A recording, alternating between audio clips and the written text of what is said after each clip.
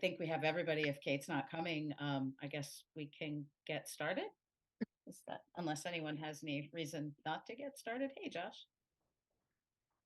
Okay, then I will pull up the opening remarks and I will start the meeting. Welcome to the September 26, 2023 meeting of the Planning Board. First, we'll take a roll call to introduce board members and staff. Chris Paff. Here. Phil Giordano. I'm right here. Josh Ames. Right here. And I'm Ellen Rawlings, and I am here as well. The meeting is recorded by Westwood Media Center and broadcast live on local cable television Comcast Channel 6 and Verizon Channel 42. Meetings are also live on the Westwood Media Center's YouTube channel. If you're interested in joining the meeting via Zoom, you can find the login directions in the Planning Board meeting notice that is posted to the calendar section of the town's webpage at https://www.townhall.westwood.ma.us/. We will begin the meeting with only the board members and staff unmuted and on video. As the chair recognizes individuals to speak, we will unmute them. Board members may choose to mute themselves when they are not speaking in order to minimize background noise. For applications, the chair will first invite the applicant to address the board and give a presentation summarizing what is being requested. Board members receive the application materials prior to the meeting and will have reviewed them. Board members may ask questions during and following the presentation. Staff and outside experts will provide comments to the board. If the issue includes a public hearing, the board will then proceed to the public comment portion of the public hearing and will restate the instructions. In this remote meeting format, residents and guests may participate in several ways. Attendees should raise their hand and wait to be unmuted and recognized to speak over the Zoom meeting application or from a telephone dial-up. We will be able to hear you but not see you. Additionally, comments may be submitted by email or regular mail prior to the meeting. When we come to that part of the meeting, I will remind everyone of the process. Following the public comment portion, the board will deliberate and make a decision or continue the hearing to a specific future date. All remote meetings require that votes be taken by roll call. When a motion and second has been made, the chair will ask if there's any further discussion before proceeding to a roll call vote and will then restate the results of the vote. Okay, Elijah, do we have any changes to our agenda tonight? We do not.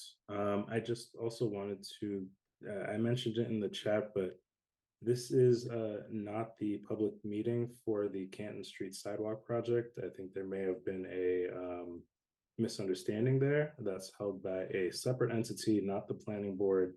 And that meeting is being held on Thursday, September 28th. Thank you for that clarification. All right, with no changes to the agenda, our first agenda item is 22 Everett Street, continuation of public hearing for consideration of mixed-use multifamily residential overlay district, MUMFROD special permit for mixed-use redevelopment at 22 Everett Street, continued from August 8th, 2023. If we have members of the applicant's team, I see Peter Zaka. If there's, hi, good evening, Attorney Zaka. How are you? Good evening. Welcome. Thank you for hosting us again. Just for the record, I'm Peter Zaka. I'm an attorney with offices at 12 School Street in Dedham. I'm here on behalf of the applicant PP Everett Street LLC and its principal Giorgio Petruzziello. Also with us this evening is Giorgio Petruzziello, who, as I indicated, is the member manager of PP Everett Street LLC. Also, we have Mike McKay, who's with McKay Architects, who's the project architect. Ken Cram, PE, who is the director of traffic engineering for Bayside Engineering, who's our traffic engineer. I believe we have Mark Fougier, who's the president of Fougier Planning and Development, who is our fiscal consultant. We have the project engineering team with Bowler Engineering. We have Angela Beto, who's the design engineer. Zach Richards, who is PE Senior Project Manager, Land Development. And I believe they're with us. We have a couple of special guests tonight, or special members of the team. Donald and Barbara, Marge Lemire Heger and Rodney Heger of Zach Heger Foundation. and Terry Latka, who's with the Flutie Foundation. So if you see them, I'm going to, in a second, ask to allow them to probably speak first. Before I go any further, though, I noticed that we have 4 members this evening. Yes, Ms. Nguyen is not with us this evening. She was unable to attend. Okay. As the board is aware, I believe this is the first meeting that anybody's missed on this. Oh, there's Rodney. Oh, Rodney's on. Okay, so On this subject, and I would just request that if she could review the minute meetings and tape and submit the appropriate form, and that would allow her to continue to sit on this matter and eventually vote in the long run. So thank you. Absolutely. And one thing I'd like to mention, I see that she's here. We have Joanna French with us tonight. She is going to be our liaison from the school committee. As we asked for input from that board, she has been named our liaison from the school committee for this project. So she's also in attendance as well. So just very quickly, if I could, to the board, since the last time we met, and we'll go more in depth in each one of these, but just so the board is aware, PSC has completed its peer review.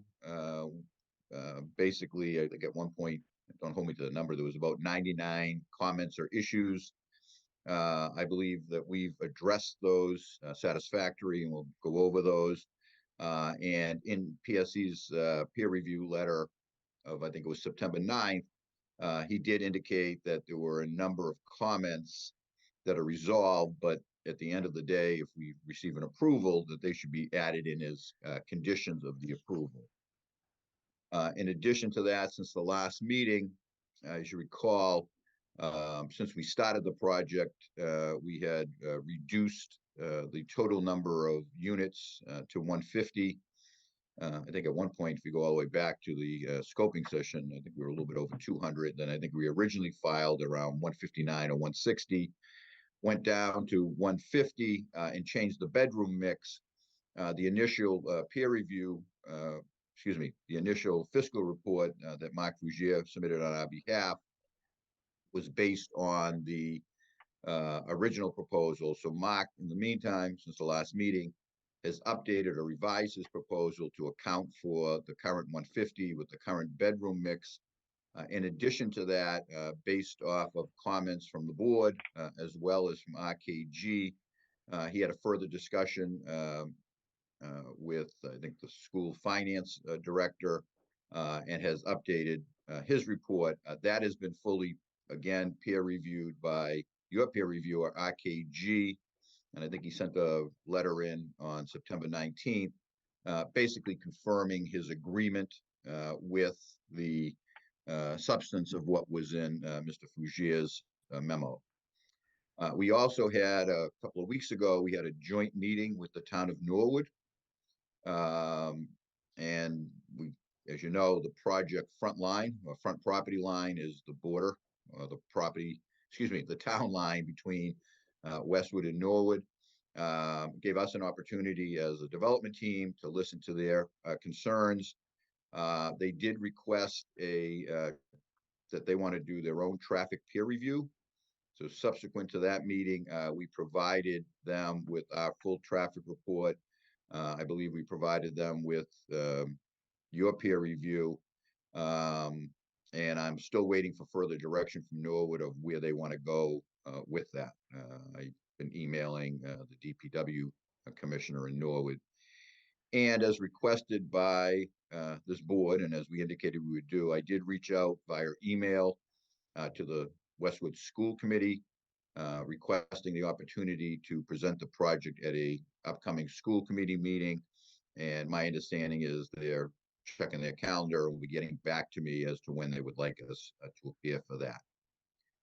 So one thing that we're excited about in this project, and I know it was mentioned a couple of times over the last couple of meetings, a little more so last week, sort of giving you bits and pieces and hints, but Giorgio Petruzziello, the applicant, has been coordinating with the Zach Herger Foundation and the Flutie Foundation for what we've been calling not calling, it is an inclusive and accessible playground.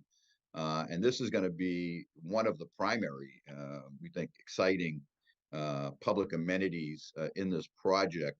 And what we'd like to do is have Marge, Rodney, and maybe Terry walk through so they can give you a full explanation of, as they say, what we believe is a very, very exciting component of this project.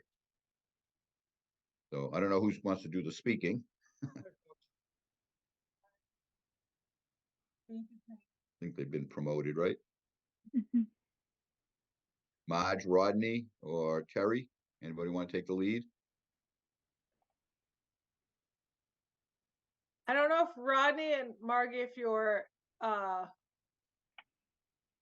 we can't hear you, so.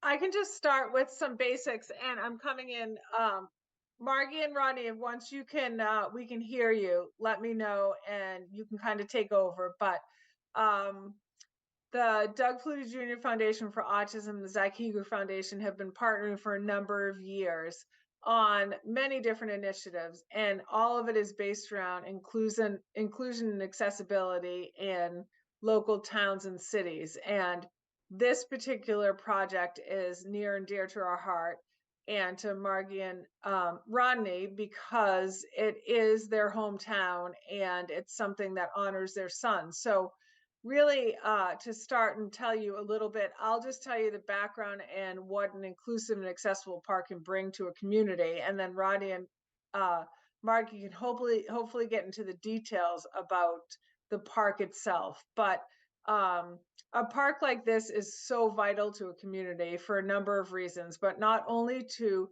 people with disabilities like autism and Duchenne and other disabilities, but also to the community at large. And that's for a number of different reasons, in that,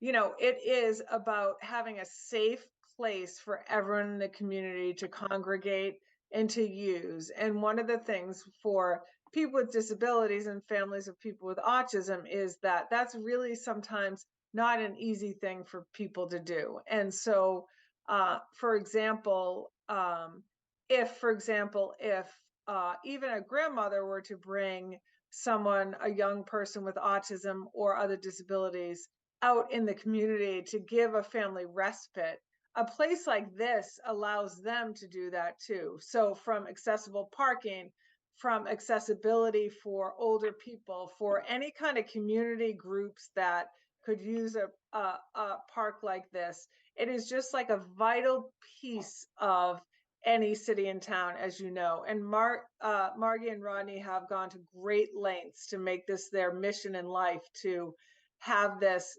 become a part of, hopefully starting in Westwood and many other towns and cities. And I can tell you from what we've seen at the Flutie Foundation is that they've gone to every single detail possible to make this the most incredible space for the town of Westwood, from so many different, like thinking about every single little detail, from how people can sit on a bench, how they can sit at a table, how they can play, how they can access spaces. And just overall, from the Flutie Foundation's perspective, we're just like thrilled to partner with the Zach Heger Foundation on installing something like this that is going to be such a benefit to the town of Westwood.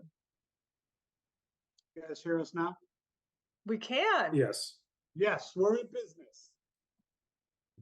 We might not know Zoom, but we know playgrounds. Exactly. We're- so sorry. We apologize. We're not technologically savvy.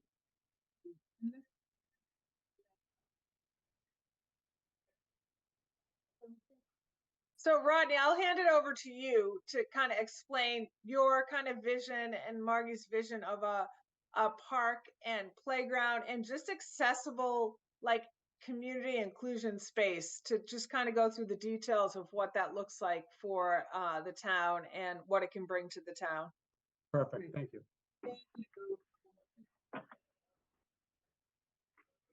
They can hear you, right? Yeah.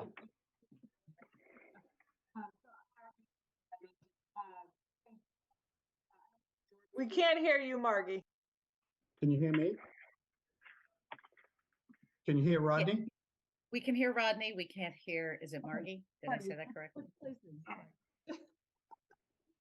Can you hear me now? Yes. Oh, Yes. okay, I'm Clearly. sorry. Thank you. Okay. No problem.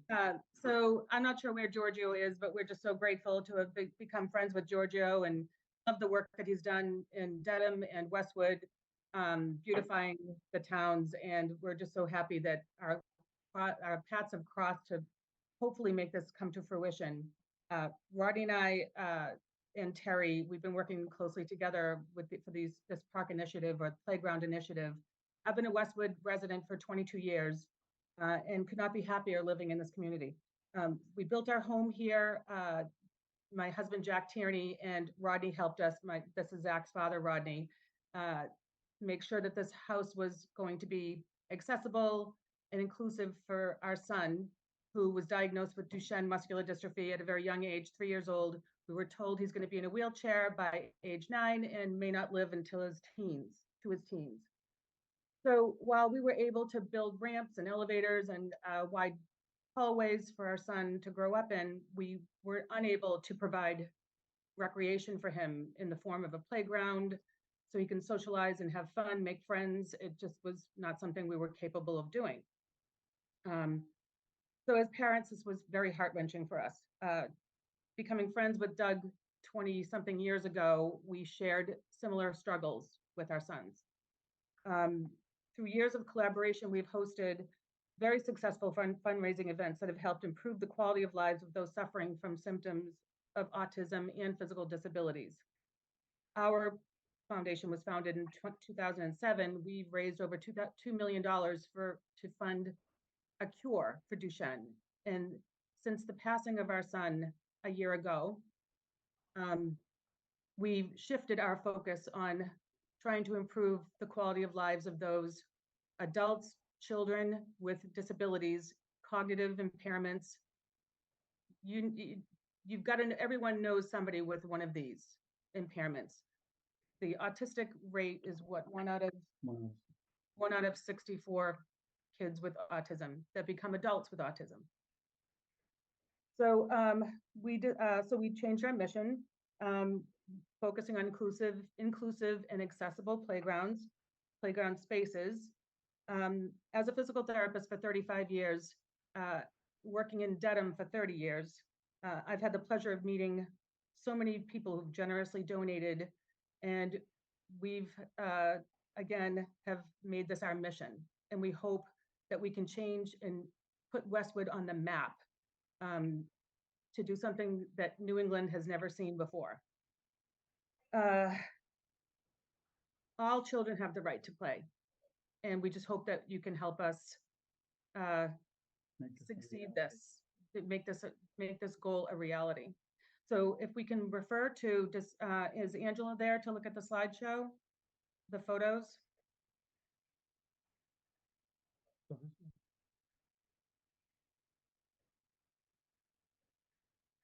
Everyone see that? I can see it, yep. If you want to press play, this is a video that really struck us, and we'd like to see you all, have you all watch this video.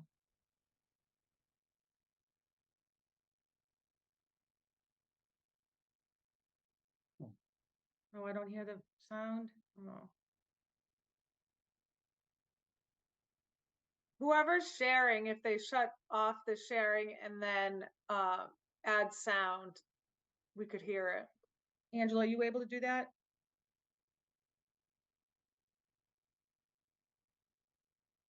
One second.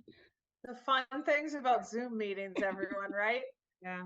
So down below, like you should be able to, right as you share it at the bottom of your screen, Angela, it should say share sound.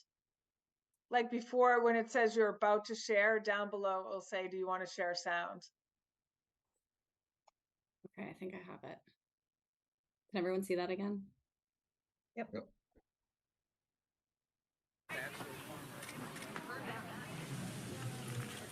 All right, here we go. And shoot. All right, my turn.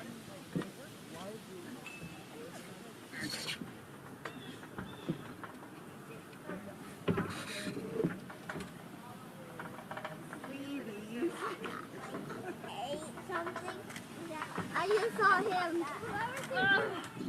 Would you ever think you would actually live your life with Scorpion? This is hard with Scorpion.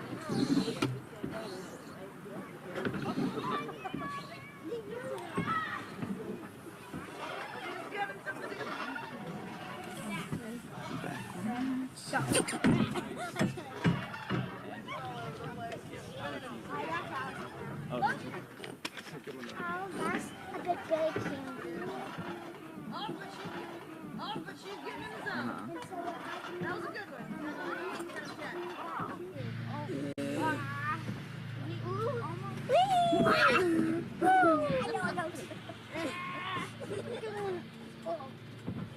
I am 5 years old and I think this ring is amazing. I like this ring also because any wheelchair person can go on it, and any person that even doesn't have a wheelchair can go on it. Yeah, and we can all play together. Yeah, so that, I hope everyone saw the significance of that statement. Everyone, we can all play together. So some of the other things that we point out as we look through this slide program, it's wheelchair accessible, all pathways, all ADA approved, more than ADA approved, honestly. Signage including the name Zach's Place and a map laying out, highlighting map/layout, highlighting the accessible playground, equipment, trash receptacles, etc.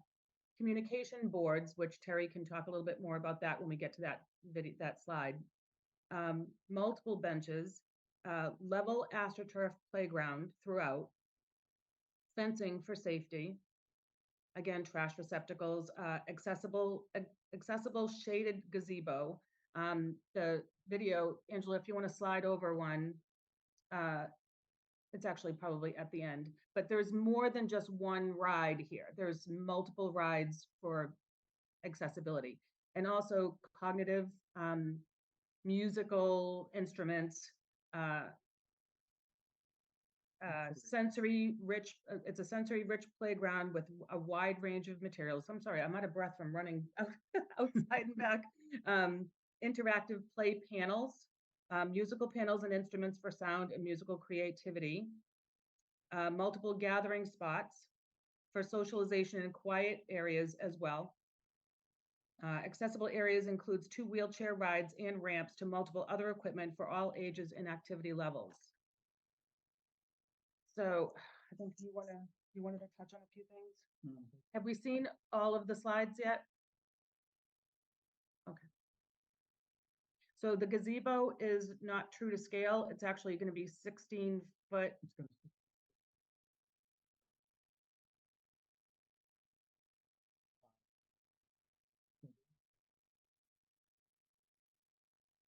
We cannot hear Rodney again.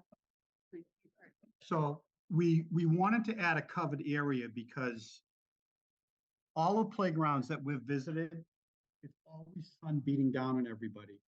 And we recall that our son in his wheelchair, he would always get really sweaty. So we wanted to add this area for shade as well as socialization, because there'll be a picnic table in there as well as benches. And we think that having this type of area can help these kids, all kids, be a part of conversations and socialization, which is extremely important. So what's next, Mark?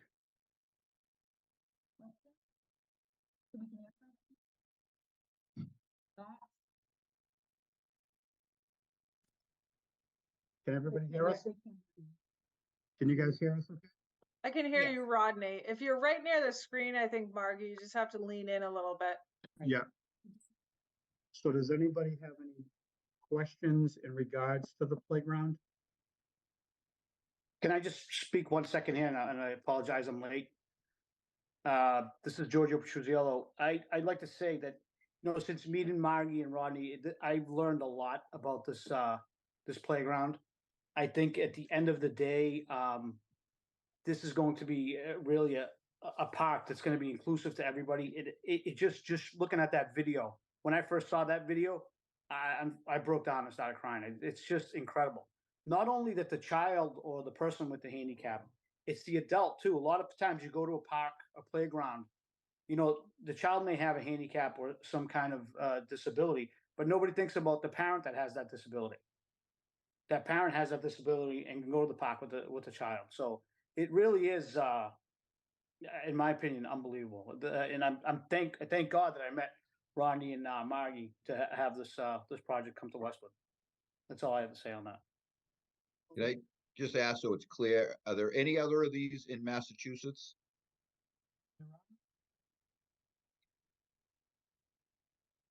Can't hear you, sorry. Can't hear you, Rodney. I can speak while they're trying to get their sound going. I would say there are some, but honestly, the work that Margie and Ronnie have done to put this together and make sure every person in the community is included, is really like no other park I've seen, in that it's not just like Giorgio was saying, it's not just for kids, it's not a playground just for kids. They've thought of everyone from kids to adults in wheelchairs that can come and just enjoy a space like this. So I would say there are other parks that Rodney and Margie have visited that they could definitely point you to, Peter, to say like, hey, if you want to go take a walk around and look at this. But I would say that this will probably be something that other people will look at as an example of what to build in their town. That was my point. And again, I don't want to lose the fact that the applicant is committed to having this open to the public. This is more than just for the residents of the project itself, but open to everybody in the town of Westwood. So, and again, Giorgio expressed himself. He's very excited about this. If you just go back to the first slide, Angela, can I ask you just to go back? I just want to remind everybody where it's located on the site and what we had. So there's the area. So this is, I'll call it the upper left-hand quadrant. You don't see the whole thing, but if you recall at the last meeting, one of the revisions that we did make to the site plan itself was we added that parking that you see now currently with significant number of ADA compliant spaces that would be right in front of the playground, so that we're not having people trying to maneuver through the site in the wheelchairs. They'll hopefully be parked right there. So anyway, I don't know if the board has any questions regarding the playground at all. I do see one of my colleagues has his hand up. Usually we kind of wait until we've seen everything, but I think because this is specific, I'll take comments and questions from my colleagues on the playground portion currently. So Chris? Thanks, Ellen. Thank you very much for the presentation. I think it's obviously a more than worthwhile cause with this inclusion endeavor. I just had some specific questions. Thanks for the image showing where this is going. Do we have dimensions for the size of this park? 60 by 100. Sorry, I couldn't make that out. Yeah, Did anyone else hear that? I didn't hear. No, Sorry. Perhaps you could type it in the Q&A.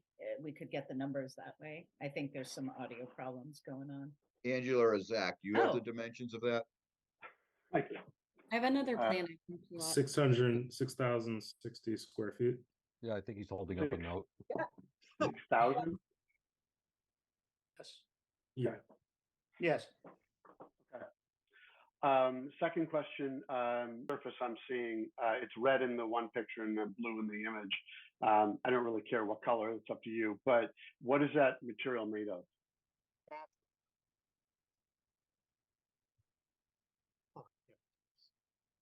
Sorry, I'm still unable to hear anybody. Yeah. So I we're could not chime in. It's your typical, hard plastic. I don't know the exact terminology for it. Yeah, Giorgio, can you hear me? Yes, go ahead. It's actually going to be AstroTurf. There you go. AstroTurf. Did I hear Yes. that right? AstroTurf? AstroTurf, yes. Okay, okay. And my last question is maintenance. Is this Petruzziello maintenance or foundation, a combination? Who is to maintain the structures? It's going to be maintained by me, the property owner. Okay. All right. Thank you. That's it for me.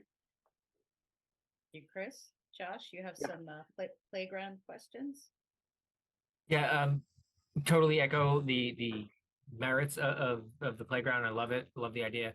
One thing you might want to consider though is the playground substrate, especially being so close to surface water body. Usually the AstroTurf is not the ideal solution. You might want to connect with Concom about that with some more specific interest of that substrate, because there's all those microplastics that you tend to navigate to those surface water bodies. So just as an FYI.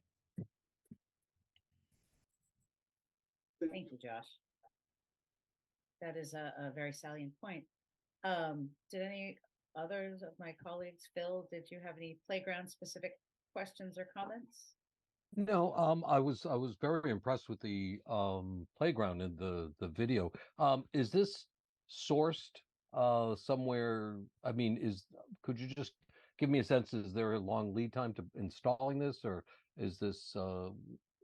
Give me a sense as to where it's manufactured or how long it might be taking to put it together. I love the playground concept; it's great.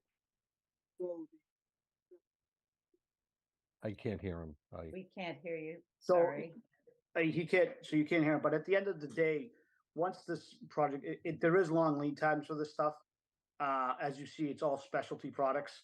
And I also want to say, with the timing of the project, some of these things may be upgraded. Like you saw a swing, it may be upgraded throughout the project. We want to make sure it's the most state of the art at the time of the project. So it is your typical, not your typical lead time. So it is about a year and a half out to get all the materials. But once the project moves forward, we'll order all materials as soon as we can. Okay, that was what I was anticipating, that as a specialty item, you might have a very long lead time, and that's what I appreciate the answer. Thanks. Thanks, Phil. Josh, did you have another question, or is that a legacy hand? Okay, it's a legacy hand. I just had one question. Have you connected with the Westwood CPAC group and or the Disability Commission here in town, and just, maybe talk to them about these plans? Because I think it's really exciting. And I think both of those groups, would be very excited about this, but would probably also have some input into like Westwood specific needs in the community. So I wasn't sure if you'd had any meetings with either or both of those groups. We have not reached out to them, but we'll gladly reach out to them to get their opinion on it. Awesome. And advice. I'm going to assume they're going to be very excited about it, and we'll welcome that call. And that was the only playground specific question I had. Sorry, I just muted myself. I do see some hands up. Just procedurally, we take public comment when we're done with all of the parts of this, when we complete board and staff comments and whatnot. So I will get to all the public comment a little further on. So I appreciate everyone's patience. Okay, thank you very much for this presentation. This is really exciting and very thoughtful. And I think that's going to be a wonderful asset for our town and even neighboring communities. Wonderful. Mr. Zaka, did you have thank you. other- Thank you for letting us put that on first. Sure. Hopefully, they don't have to stick around for the remainder of the meeting. And we're gonna move right on. Next, with your, if you'd allow, I'm gonna go on and have Mark Fougier update everybody on the changes that he made to the fiscal report, what additional information he had gathered. And so, Mark, why don't I just turn that right over to you if I could? Sure. Thank you, Peter. For the record, Mark Fougier, Fougier Planning. So since we last spoke, as Peter mentioned, there's been a number of changes. The program has changed, decreasing from 158 to 150 units. We've had a peer review document submitted by RKG. I spoke with them about that report and updated the report to reflect the changes and comments that we received from them, and that's the updated report I sent recently to the board. Revenues have decreased a little bit, obviously, given that there's less density. It's a decrease of $35,000 in revenue. The number of school children has increased from 26 to 28 because of the program changing, and the number of 2 bedrooms increasing in the program. Next slide, please. Total revenues, including excise taxes and property taxes, is estimated at $761,000. We compared the value for this project with that of the Gables. I did speak to the town's assessor. I think staff had a question about that today, as far as is that a compatible project, and he concurred that it is. The Gables is a newer development in the community. They get top rents, and it's the intent of the owner to have a similar price structure as far as rents. I will point out that the Gables has more affordable units than this project. The Gables has 20%. This project will have 15. So actually it's a conservative number because typically the value is based on income coming in, and with some 70 units set aside as affordable at the Gables, obviously they're not generating the revenue that does impact their bottom line. Costs were adjusted to reflect the changes in density. School costs were revisited. I spoke with the business administrator, finance director again. We increased those costs to account for variable costs of supplies, et cetera, along with the potential for a bus. That's not certain, but to be conservative, we included that in there. So total costs are estimated at approximately $392,000, resulting in a positive fiscal impact of $369,000. What's not in there is estimated additional Chapter 70 revenue, which based on average per student would be an additional approximately $58,000. Next slide, please. We also looked at what the as of right density is versus the increased density, and that's summarized in the report. The updated estimate for school-age children for as of right density is 102 units is 19 school children. The increased density of 48 would generate 9. So most of the students would come from the as right density. Based upon the foregoing analysis, it is our professional opinion that proposed increase in site density from 102 to 150 will not have a significant negative fiscal impact on the town, as referenced in the MUMFROD special permit requirements. That's one of the issues, one of the statements in the zoning, that any increased density not have a significant impact on municipal services. Next slide, please. Yeah, well, hold on. Just go back to that for 1 second. I just want to, and clearly the board, the planning board, can look at the overall fiscal analysis from top to bottom. The reason we had Mark break this down is because we were trying to gear this towards the language that is in the actual bylaw. If we did an as of right project, a so-called as of right project, which means the density of, was it 15%, but 102 units, which is the as of right project, does not require the filing of fiscal analysis or fiscal impact report.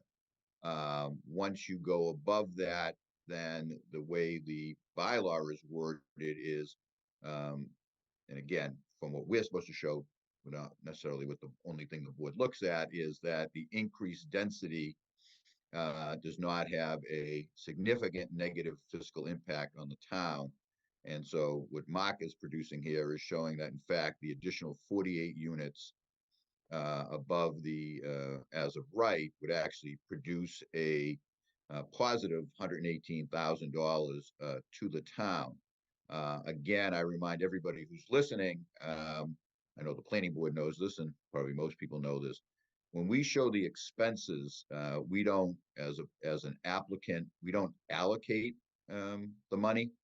So in fact, the total estimated revenue from this project goes to the town, in the sense of, the real estate taxes, excise tax, that goes to the town. And then it's the town, through their town meeting, et cetera, who actually allocates the expenses. We're showing, based on Mark's analysis and talking to the appropriate town officials and department heads, we're showing what the estimated expenses are per each department. But whatever we showed in the last slide, if it said $10,000 for the schools, it doesn't. We're not giving 10,000. That would be up to the town. Town would get the full revenue. But again, bottom line is that the additional 48 units does produce an additional 118 net to the town, where the first 102 generates $251,000 a net to the town. Sorry to interrupt you, Mark. Nope, no problem. And I think I have one more slide. Just comparison with the Gables. If I recall from our first meeting, some questions were raised about that. I did talk to RKG, and they thought using the Gables was an appropriate comparable. But I think it's important to note that both sites lie within a mixed-use neighborhood adjoining non-residential uses, and that will certainly be the case with this site. Both sites reside near a mass transit station. Both projects front on collector roads. Both projects will have affordable units. The project will have 15% set aside. The Gables has 20%. And the rent levels will be comparable. Obviously, the affordable units will be restricted on rents based on requirements, and then the market rates will be based on whatever the market will bear. So again, as mentioned, RKG has reviewed my analysis and concurs with the findings. I think in both cases, the market, the as of right density and the extra density both provide a positive return to the community. And I think overall this project will have a net positive benefit and limited impacts upon community municipal services. I believe the next presentation will be Ken with traffic and Cram. Yeah, before you go, Mark, if I could, only because there was a lot of discussion of this, and clearly we're going to probably do this when we go to the school committee, but there was a lot of questions last meeting when you weren't present. And RKG, I think, did a good job. Could you explain how one determines your prediction or your estimate of the number of school-age children? Just so everybody, it's not a number, just picked out of the air. There is, some science behind it. Sure. I mean, and I have a number of different sources that I use, and depending on the community, I take from different baskets, so to speak. The analysis that I used here, and as noted in my report, is from a database that I have access to of over 1,000 units, where the number of students is known based on the type of unit, be it a 1-bedroom, 2-bedroom, 3-bedroom, and if it's an affordable unit. And that's a very important thing to recognize. Typically, market rate units have less children per unit than an affordable unit. The town of Newton does extensive analysis, and if you go on their website and talk to the school department, you can see that type of analysis and shows the difference between the two. And in the numbers in my report, it reflects that. So I apply those rates, those ratios of per unit ratios to this particular project based on the number of bedrooms that are going to be in there, the 1-bedrooms, the 2-bedrooms, and the 3-bedrooms. Now, obviously, the number of bedrooms drives the number of children. In my table, for example, a 3-bedroom affordable has an average of 1.19 child per unit versus a 3-bed market, which is 0.8. A 2-bed market is 0.18 children per unit, whereas a 2-bed affordable is double that, almost triple that. So that is sensitive to the type of occupant, which is, I think, an important I will tell you, and in my letter to the board, I went into this in quite a bit of detail. I tested my ratios with the gables, and in that analysis, my numbers would have generated 38 kids at the gables at this time, and there's only 33. So I think my numbers are conservative, testing them on an existing building like that. So these numbers aren't just plucked out of the air. They're based on actual enrollments in various projects around the region. Does and I know this came up at the last meeting, Mark, how does your analysis, or does the data you use account for, I'll use the word, the quality of the school system, and things of that nature? Well, I think so, because one of the first things I do when I go to the community is try to find a comparable project to see what's happening in a community, because every community is unique. Sometimes you can't do that. In Westwood, we have a project that's not that old, that is a higher end development in a mixed use neighborhood. And I think it shows, based on the analysis of 33 children that reside there, that data came from the school department, gives you an idea of what type of an impact it would have. I would do the same type of analysis. It was a single family home development, find data from the community of single family homes, or what's happening there, or whatever the type of development it's going to be. So, I think having the gables as an example provides a clear foundation for the community to look at to see what type of impact may occur in a similar type project.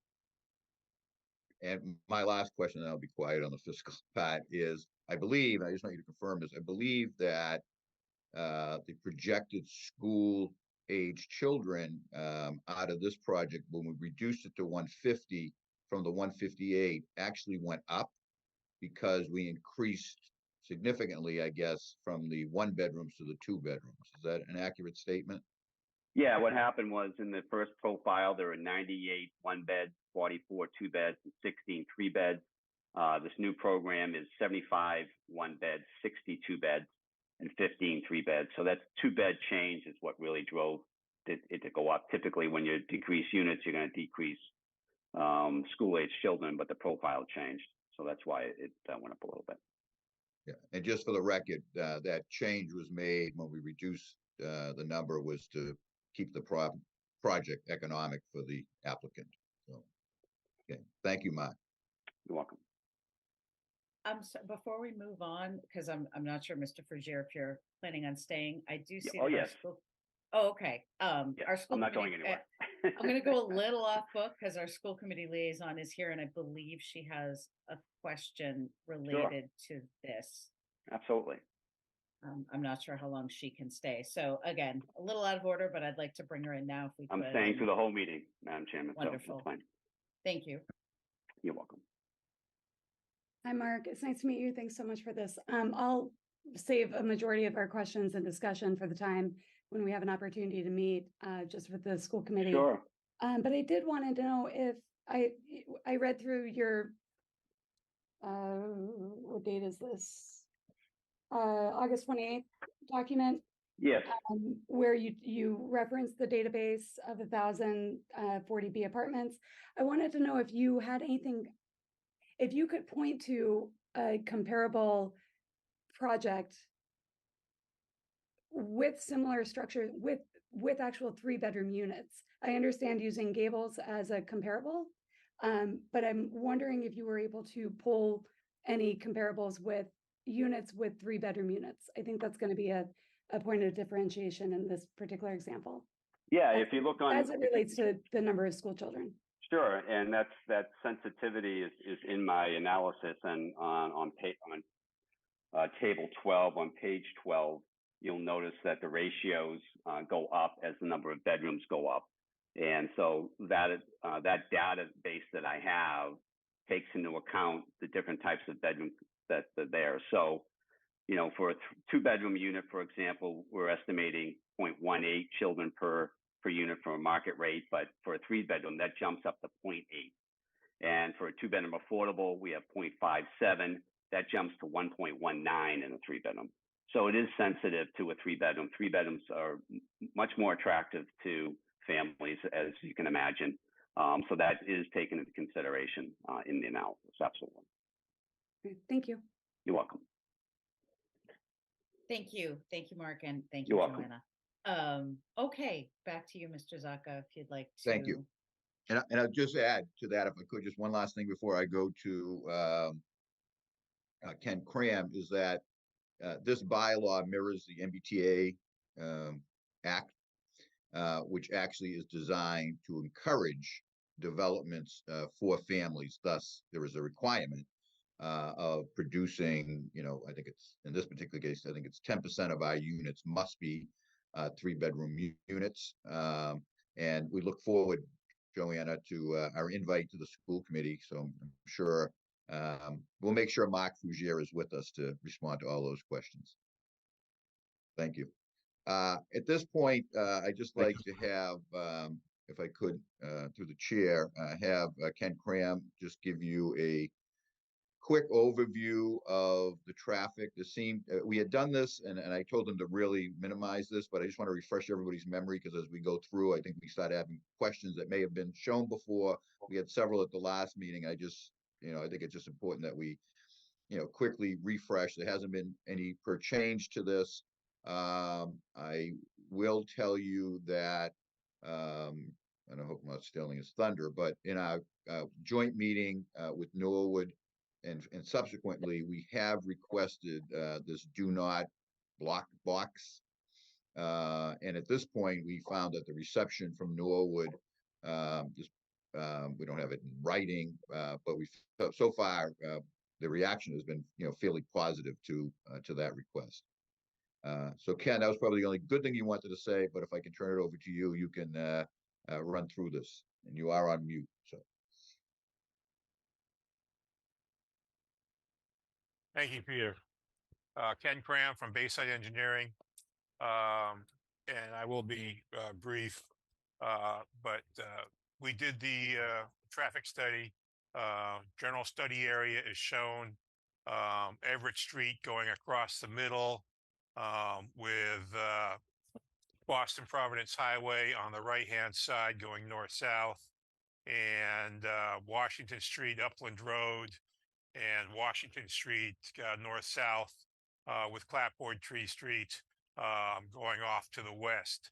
The site is just to the east of the MBTA tracks and is triangular in shape, and as we know, is bifurcated by a couple of little brooks, which made the site unique in itself. We did a complete traffic impact and access study, and we followed Mass DOT guidelines in the preparing of the traffic study.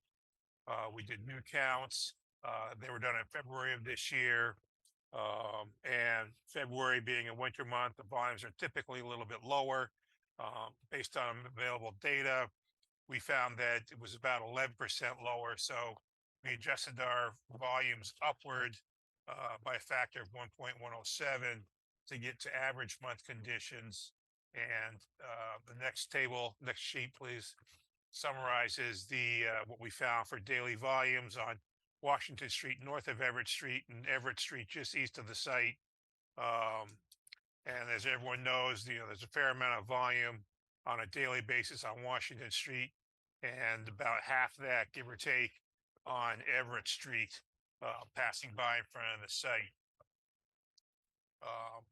As part of our analysis, we performed a crash analysis, a safety analysis. None of the intersections showed up on Mass DOT's what we call highway safety improvement list, where the crash rate is higher than the state average.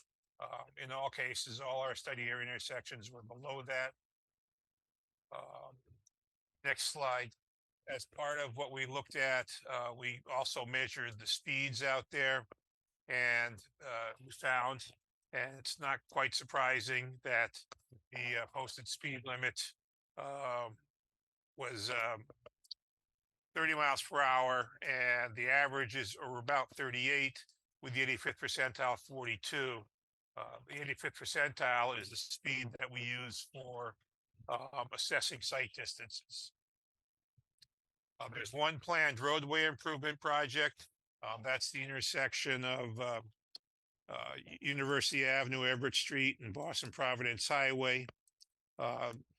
This is a major improvement of that intersection, adding lanes on Boston Providence Highway, northbound, southbound, primarily going from one left turn lane to double exclusive left turn lanes, and widening the approaches and upgrading the traffic signal system.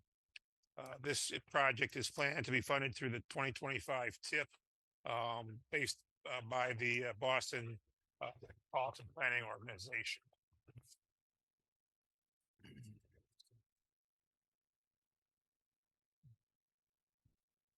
We looked at the future conditions, future no-build conditions.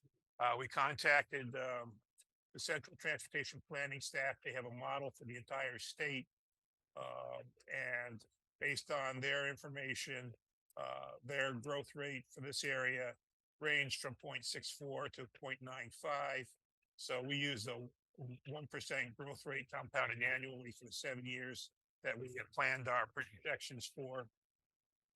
There's one small project at the time when we did this study that we were aware of, 436 Washington Street, and we included traffic from that project in the projections.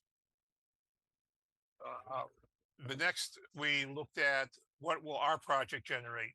I just have to say these numbers are on the residential side are probably a little bit high because these were based on the original proposal of 158 dwelling units.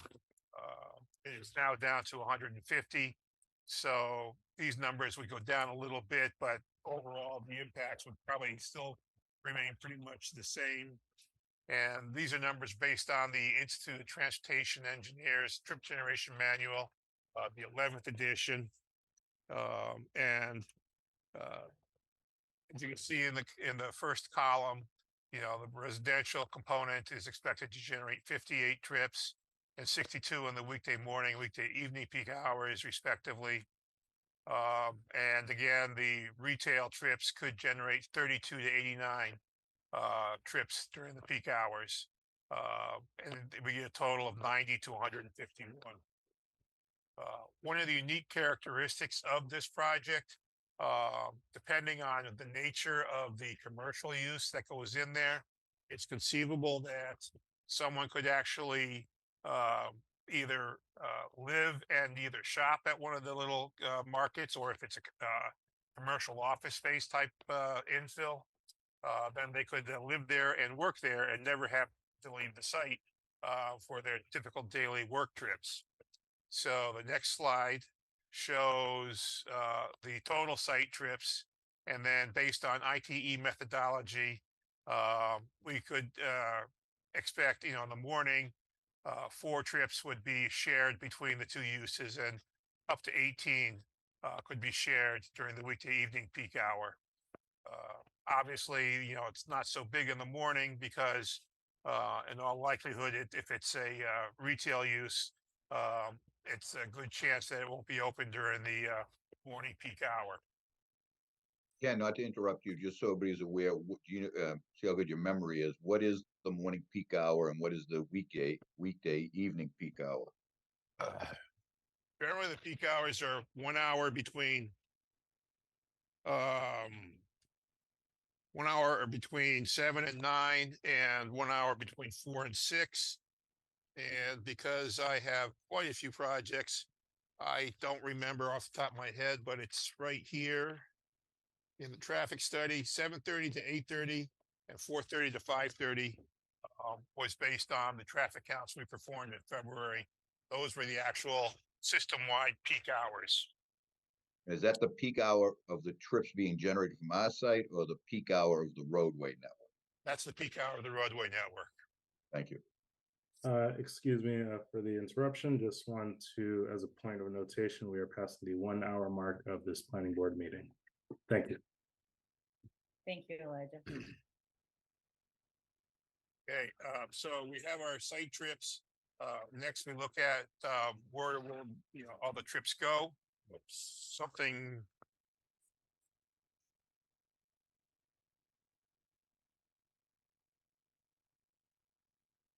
Oh, one of the slides inadvertently got left out. We assigned the trips to the roadway network. We looked at a journey to work model based on Westwood census data.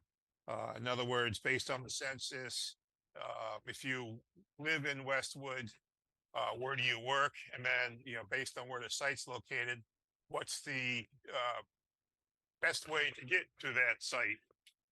So we performed a gravity model, as it's called, and developed a trip assignment. And there's no question, between Washington Street and Boston Providence Highway, 77% of our traffic is assigned to the north, with basically the balance assigned to the south, with 9% we assigned to the west on Clapboard Tree Street. So we performed our intersection capacity analyses, and we all know that there are, during the morning peak period and evening peak period, particularly the Washington Street, Everett Street, Upland Road, Clapboard Tree Street intersection currently operates at a level of service F. With the level of service that we summarized in the traffic study, when you look at the volume to capacity ratio, right now, without any growth, it's in excess of 1. Theoretically, it's exceeded capacity. But when you look at the net increase between us and the no build condition when we had our traffic, there's a very small increase of 1 or 2% during the peak hour.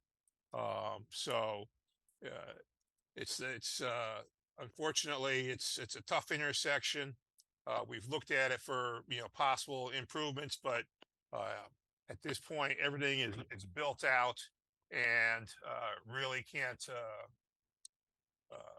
do any future widening without taking some land or reconstructing the overpass, because the MBTA railroad tracks go right over that intersection. And as Peter indicated earlier, one of our recommendations was to, at our site driveway, restripe Everett Street with a do not block box intersection stripings. If you want to see one in effect, just go over to Braintree on Forbes Road. They have one on that road, just off Route 37, right across from the South Shore Mall. What we have shown here right now also is site distance measurements, which we performed, and we assessed it based on the 85th percentile speed. And we have very good stopping site distances. And so we feel from a site distance perspective, we have good sight lines. And then we made some recommendations. There's described right out of the traffic study. The primary site driveway should be 36 to 24 feet, but our west site driveway, which is going to be our primary entrance for the first building in the front of the site, would have a left turn lane and a right turn lane coming out of it under stop sign control. And the east site driveway would consist of one entering and one exiting lane, also under stop sign control. All pavement markings on the site and all regulatory signs that are subject to the Manual on Uniform Traffic Control Devices, MUTCD. We would follow those guidelines. We had recommended that any signs signs and landscaping that would be placed along the site frontage be set back so as not to impede sight lines.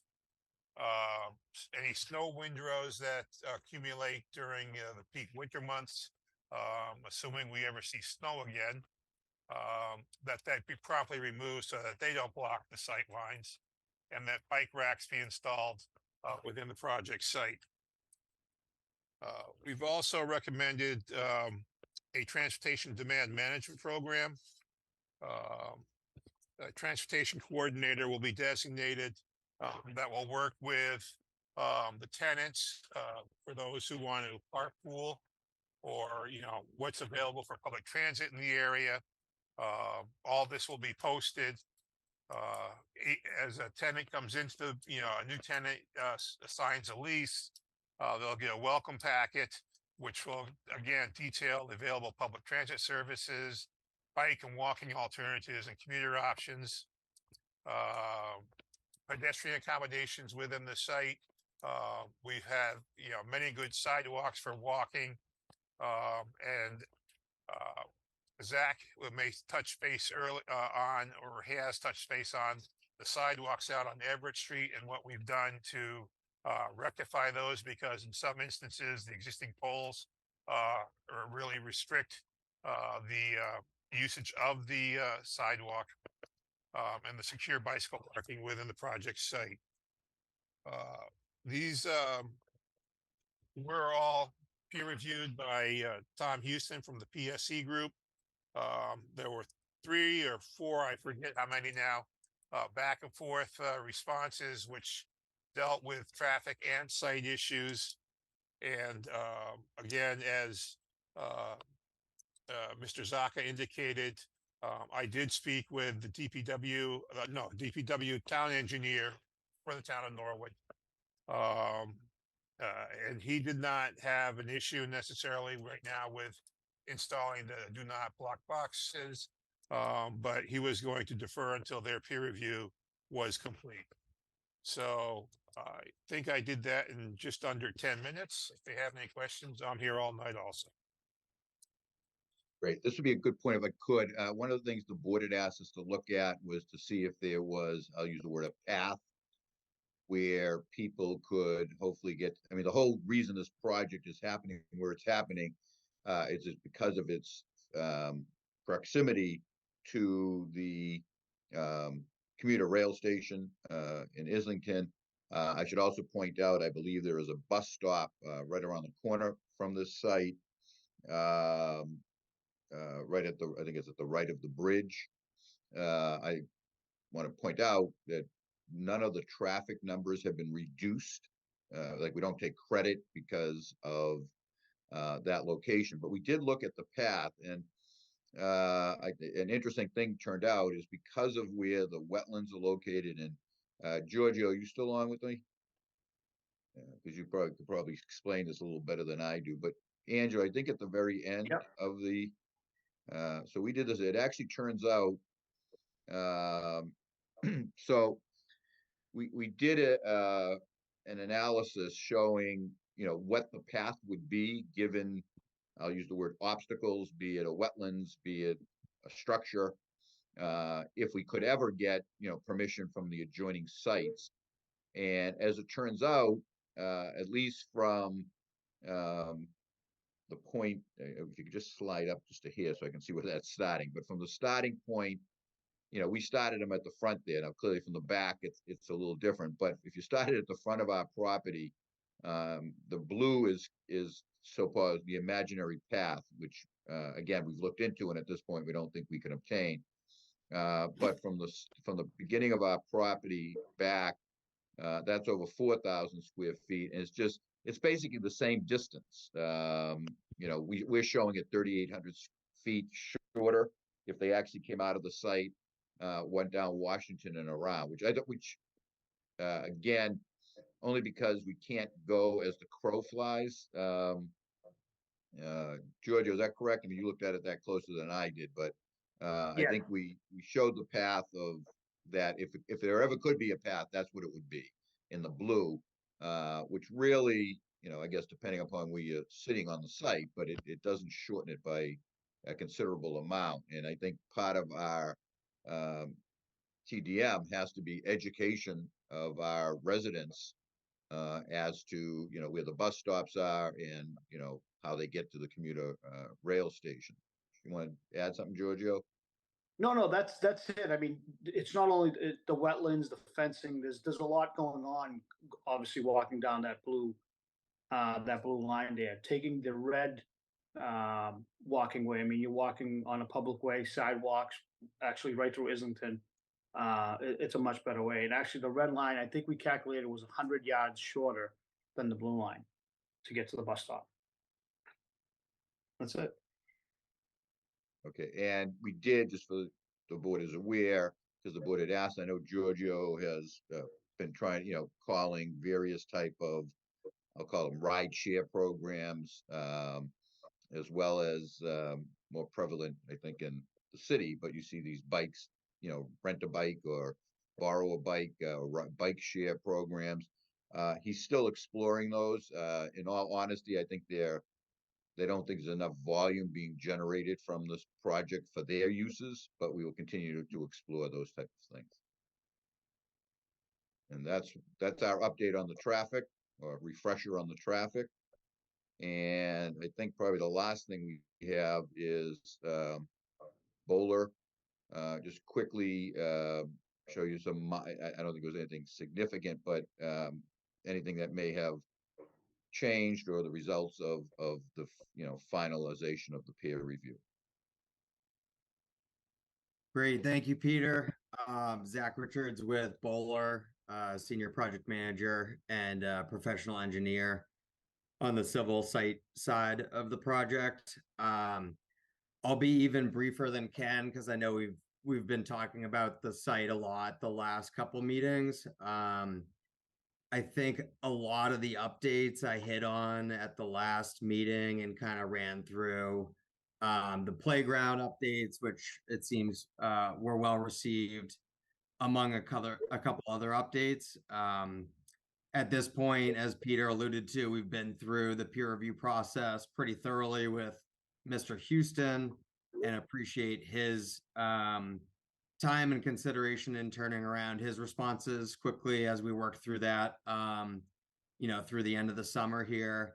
At this point, I think we've addressed all of his, or if not most of his comments, and as Peter again alluded to, a number of those have been, I think, recommended as conditions of approval and come down to consideration by the board. I will just quickly hit on 3 specific comments that I think Mr. Houston will also plan on hitting on that are somewhat a little bit open-ended at this time. The first one is some effort and back and forth regarding some loading spaces, which have been identified on the plans and were previously covered. The concern being some of those are still thought to be a little too small if tractor trailer size trucks were needed to be accommodated. There was a discussion of restricting that size truck. However, the applicant and project team feel strongly that there still may need to be, in very rare circumstances and instances, need the access or accommodation of a larger tractor trailer truck.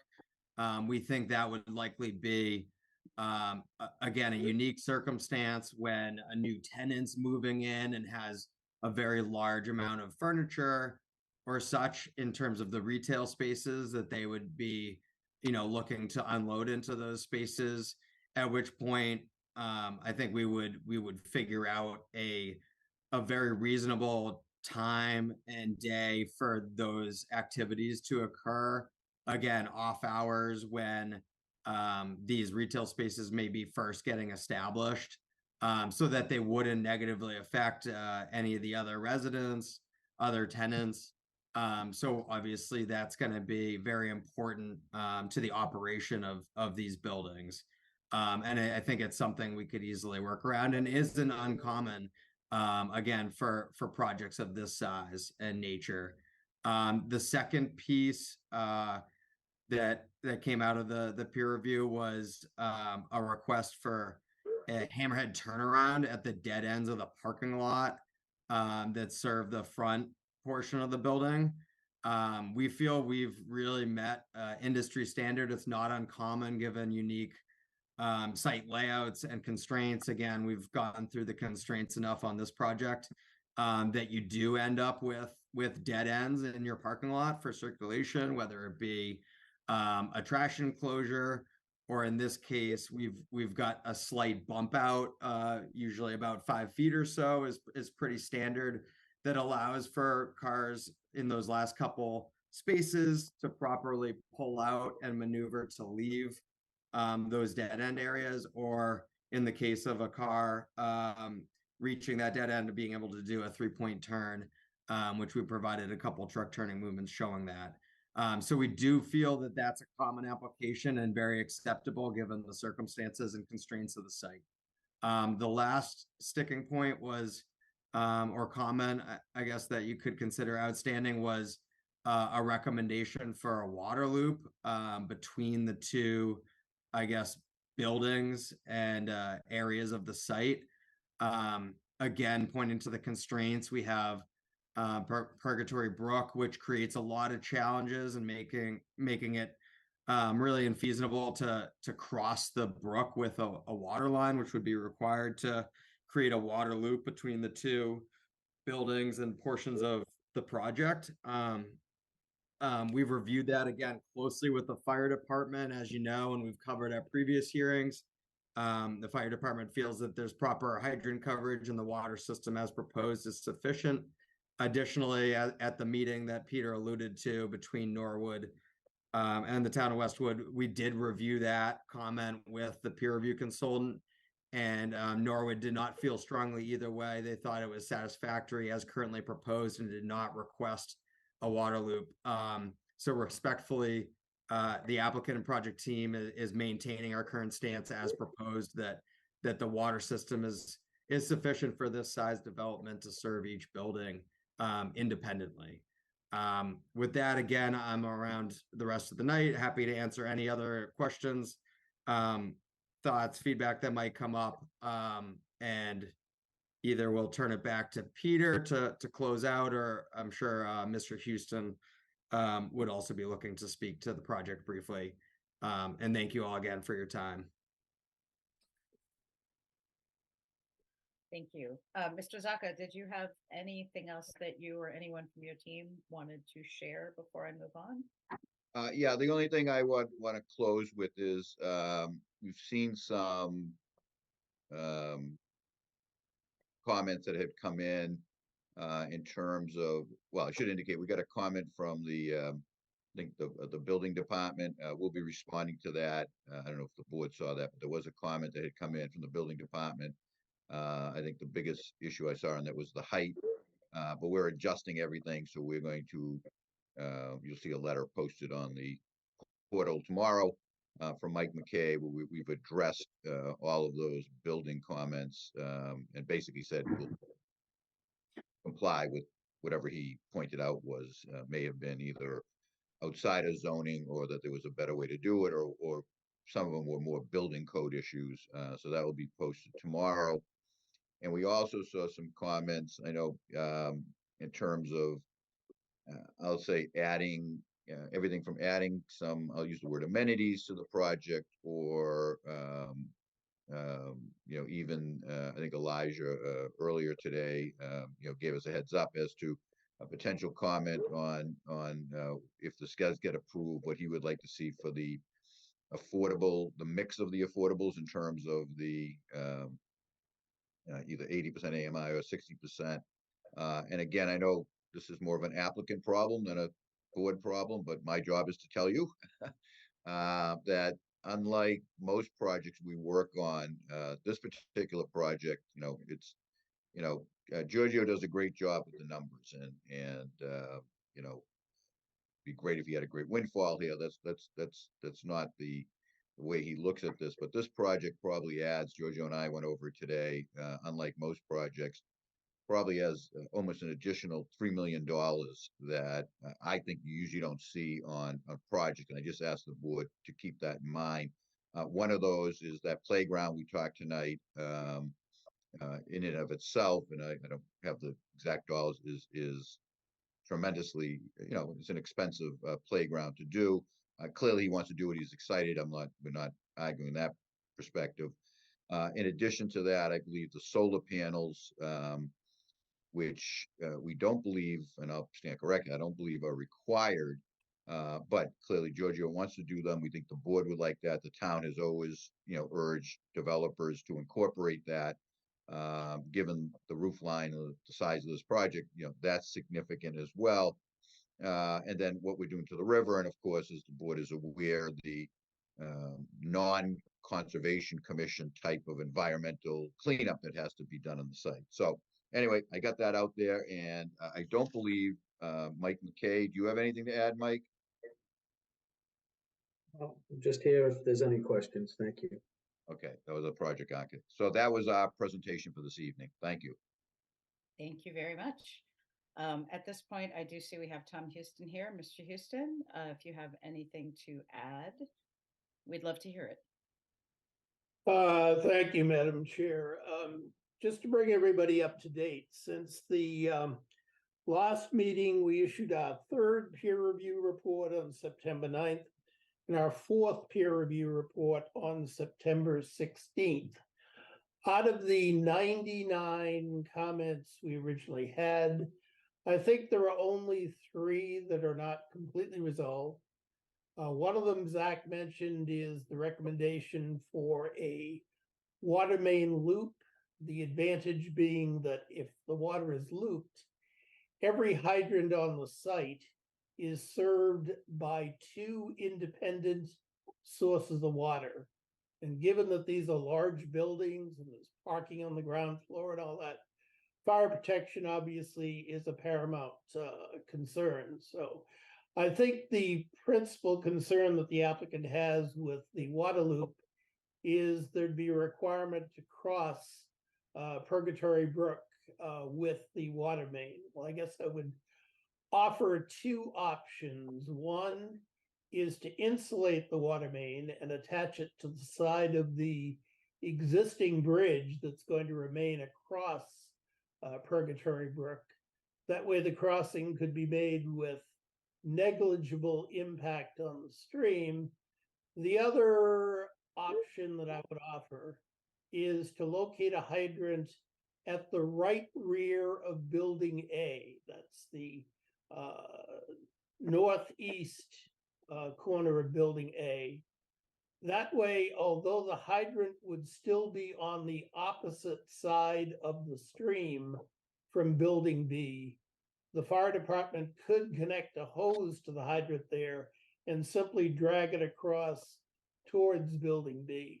All these recommendations, of course, are subject to confirmation and the desire of the fire department to have this water loop. The second issue that is not fully resolved is this issue of the passenger car turnarounds at the end of the 2 parking bays that serve Building A. The problem with these 2 parking bays, they're dead end. And if, particularly at night when everybody's home, if a car gets down to the end of that parking bay and can't find a space, they have to back out a substantial distance. If it's the one in front of the building, they'd even have to back across the main entrance to the building.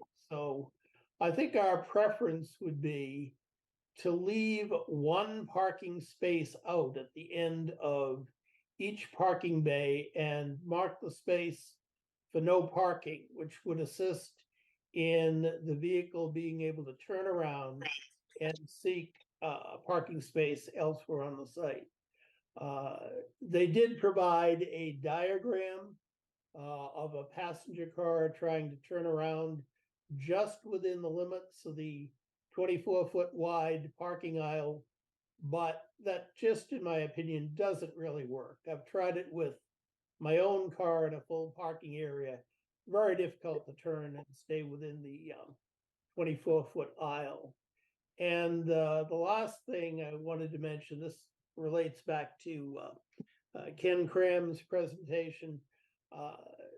Traffic is certainly challenging here now. When the project is done, it's still going to be challenging. I think Bayside did an excellent job of analyzing the traffic. He's responded to our concerns. It complies with standard engineering practice and the Mass DOT guidelines.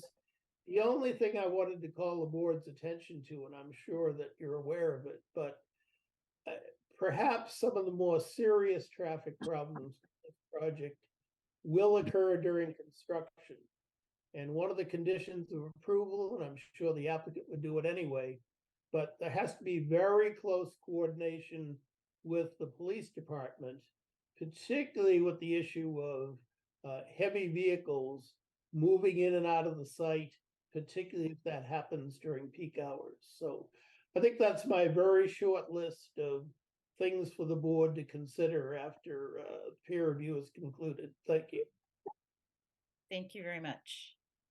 Now I will open up the floor to board member comments, questions.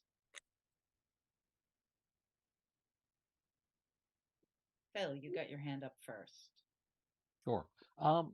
Could someone, Mr. Zacco or someone else, Mr. Graham, summarize what Norwood's concerns were in the traffic issues? Because I see that they're obviously also interested in the traffic, which I'm very interested in. Can you summarize what they verbalized or what happened in the discussions?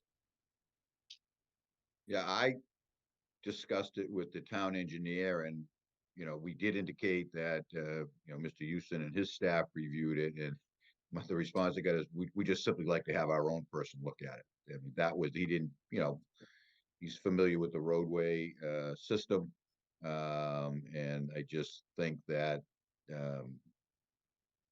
the town itself wants to have its own handle and do its own review. I mean, he didn't, and I'll stand corrected by anybody else, but in my discussions with him, there was no particular issue pointed out. I mean, we all talked about the same intersections and, the same, no one was disagreeing with what those intersections were like. And again, I said, they think he just wants to have a second set of eyes, if you will, just take another look at it. And you provided the traffic documentation that you had been providing to Westwood and Mr. Houston's review of that? Yeah, I'm going to double it. We definitely provided him with our traffic. I had requested, I got to double check to make sure that we gave him Mr. Houston's report. If not, that'll be going out tomorrow, but that was my intent. But I definitely know he's received Mr. Cram's data.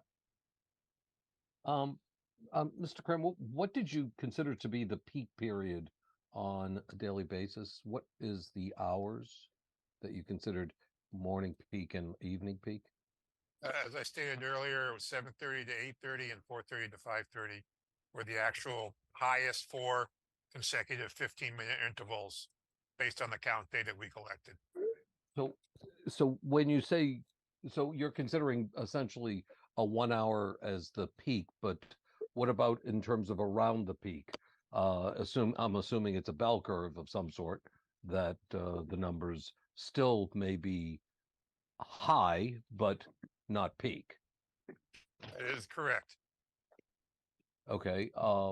Does that change your views? Because I guess my discomfort is the numbers that you have during that hour, which for a project to this size, it just seems to be disproportionate. There seems to be too much of a gap between the potential for the numbers and the 1 hour that you came through. What kind of assumptions were you making? Assumptions that there would be other exiting and entrances at other time periods around that bell curve of the peak?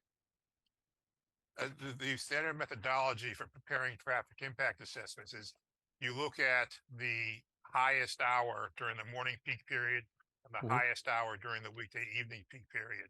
That's what the ITE trip generation data is also based on. And of course, it varies by land use. If we were talking about a shopping center, we'd be talking about looking at the impacts during the weekday evening peak hour and the Saturday midday peak hour. If this were going to be a brand new shopping center, only because that's the difference in the two characteristics of the different land uses. Right. It varies, but the ITE data, takes that all the data, that's been submitted over the years, and from projects like this that have been constructed where traffic engineers have gone back and done actual counts. And that information is provided to the Institute of Transportation Engineers, and they use that data to develop the trip generation manual, which gets updated every 5 years, give or take. We're up to the 11th edition right now, and they're continuously updating it because there are changes. There's been technical changes, changes in types of uses, for instance. We now have what we call a fast casual restaurant, which is your typical like Five Guys or Chipotle restaurant, for instance, which you don't consider them fast food, for instance. That's just been a recent addition, and like either this last edition or the edition before that, the 10th edition. But we analyze the highest possible peak by adding the ITE traffic generation onto the highest hour counted during the weekday morning, weekday evening peak hour. And if I could jump in, my layman's version is you find the worst time of the day in the morning, the worst time of day in the evening, you address that. And since whatever you're using to address that stays throughout the day, it automatically addresses the times when it's not as bad. It may still be bad, but not as bad as the peak hour. Okay. And did the analysis include, because of this being an MBTA community with access to train and bus and whatnot, what percentage were car, exits as compared to residents might be using the public transportation facility? We didn't take any credit for any MBTA usage. We did not. We assumed the worst case scenario. Okay. And this may have been addressed before, but could you remind me as to how the light queuing would affect the numbers on peak, and if the times were lengthened as compared to shortened at that intersection? Are you talking increasing the cycle length at the intersection? Yes, as decreasing the cycle length. Well, typically, if you increase the cycle length, you're going to get longer queues. Right. If you decrease the cycle length, the theory is you'll get shorter queues. And I know that intersection's been looked at a number of times. We got the latest signal plan. I believe it was VHB did the last modification from Mass DOT. And they got based on the data they collected at that time, they optimized their analysis and to get the best signal timing for current conditions. And what would be the process if that signal time needed a different cycle time given this project? In other words, what would you have to do with DOT? You'd have to ask them to take a look at it to change it. What's the length of the time period of that kind of process? You're District 5 here. Yep. So that could take a while. What does that what does that mean? I'm not going to give you a time frame because I have had permits in District 5 for a simple curb cut that have taken 6 months. That's for a simple curb cut. For instance, we recently did this for over in Norwood, right down the street. A car dealership they acquired another piece of land. They wanted to modify their curb cut slightly to account for that. And literally the whole process for a simple curb cut change took 6 months. I have a big design job in District 5, not complicated by any stretch of the means, but a length of highway with 5 new signals, 4 years. In your view, if the cycle length was shortened, would that impact the peak times or not? No. It would not. Tell me why. Why would it not? Because the peak time is based on the volume and the demand that goes through the intersection. Right. which has nothing to do with the timing of the signals.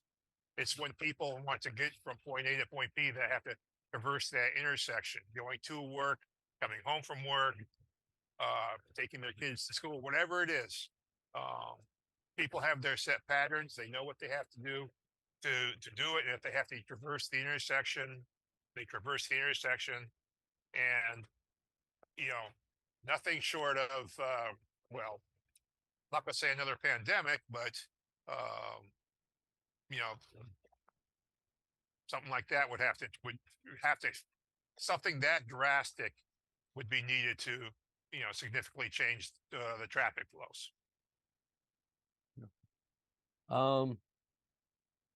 Time frame on the Norwood study, Mr. Zaka? Any idea when they'll be getting that? I do not. I've sent 2 communications to the engineer, you know, urging them, well, letting him know we'd like it done sooner than later. And if there's money I need to run down for the peer review, let me know. It'll be there the next day. So okay, if you could, still waiting to hear back. You would share that with us also. Would that be fair? Yes. Yes, Okay. absolutely. I'll keep the board posted. I'll keep the planning office posted on what's happening with Norwood. Okay. That's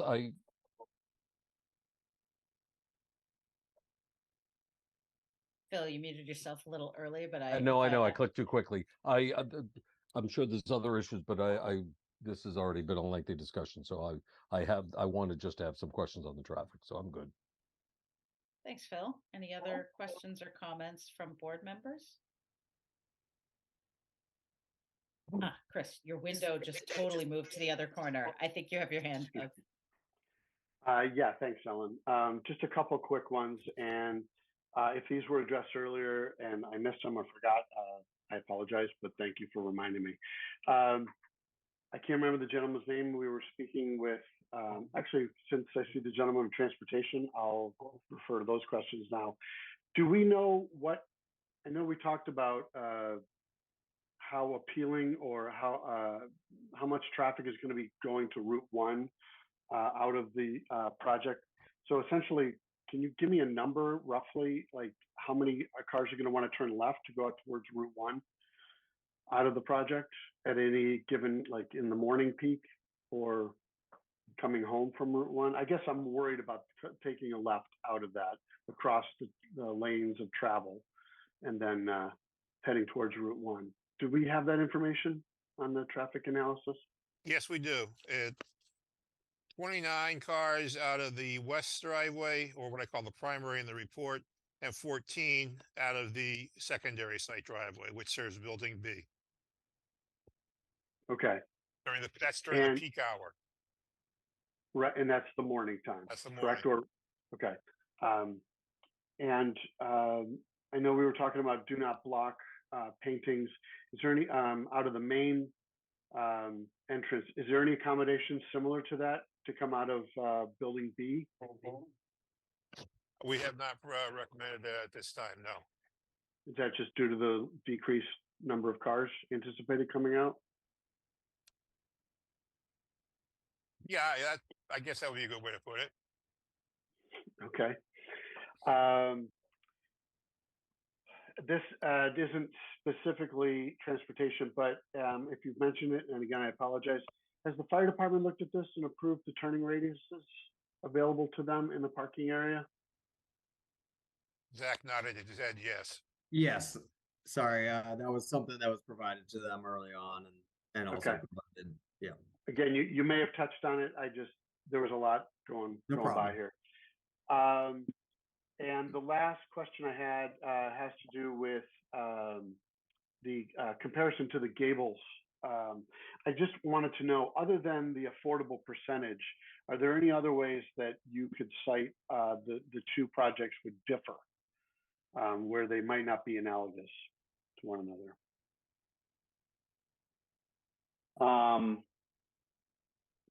Well, the biggest difference is the bedrooms.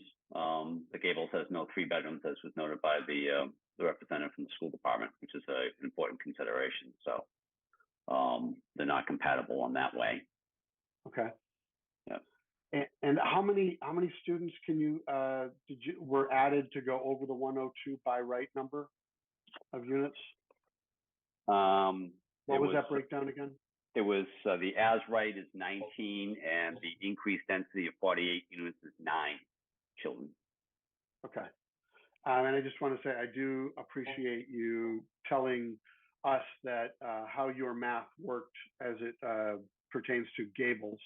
I think you said your math came to 33 and it's 38 or something like that.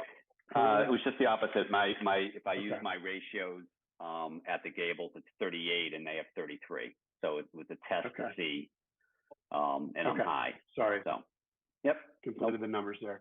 And again, how many 3-bedrooms are we talking about in this project? There are 15. Okay. Which is the required 10%. Right. Okay, that's it for my questions. Thank you very much. Welcome. Thank you, Chris. Josh? Hey, everyone. Thanks for the presentation. I just had one quick question about the costs associated with the photovoltaic installations on the roofs. In consideration of the past Article 17 at the last town meeting, what would the current voltaic ratio be? So Article 17 would require you guys to provide 50% solar power coverage or seek a variant, not a variance, but consideration from the board. How much does your current solar array provide, estimated wise, order of magnitude for the current development? We think we will, it's Mike McKay. We think we will meet the 50%. We have 2 very large flat roofs. We have 3 subcontractors preparing proposals. There might be something we can get you exact information at the next meeting. No, I'm just curious. I mean, if you have it, fantastic, but I wouldn't go out of your way to provide it. It hasn't been approved by the Attorney General as of yet. But that was passed at the last town meeting. So I just want to make sure we're all aligned on what that would look like if that were to pass before approval. So thank you. Thank you. Thank you, Josh.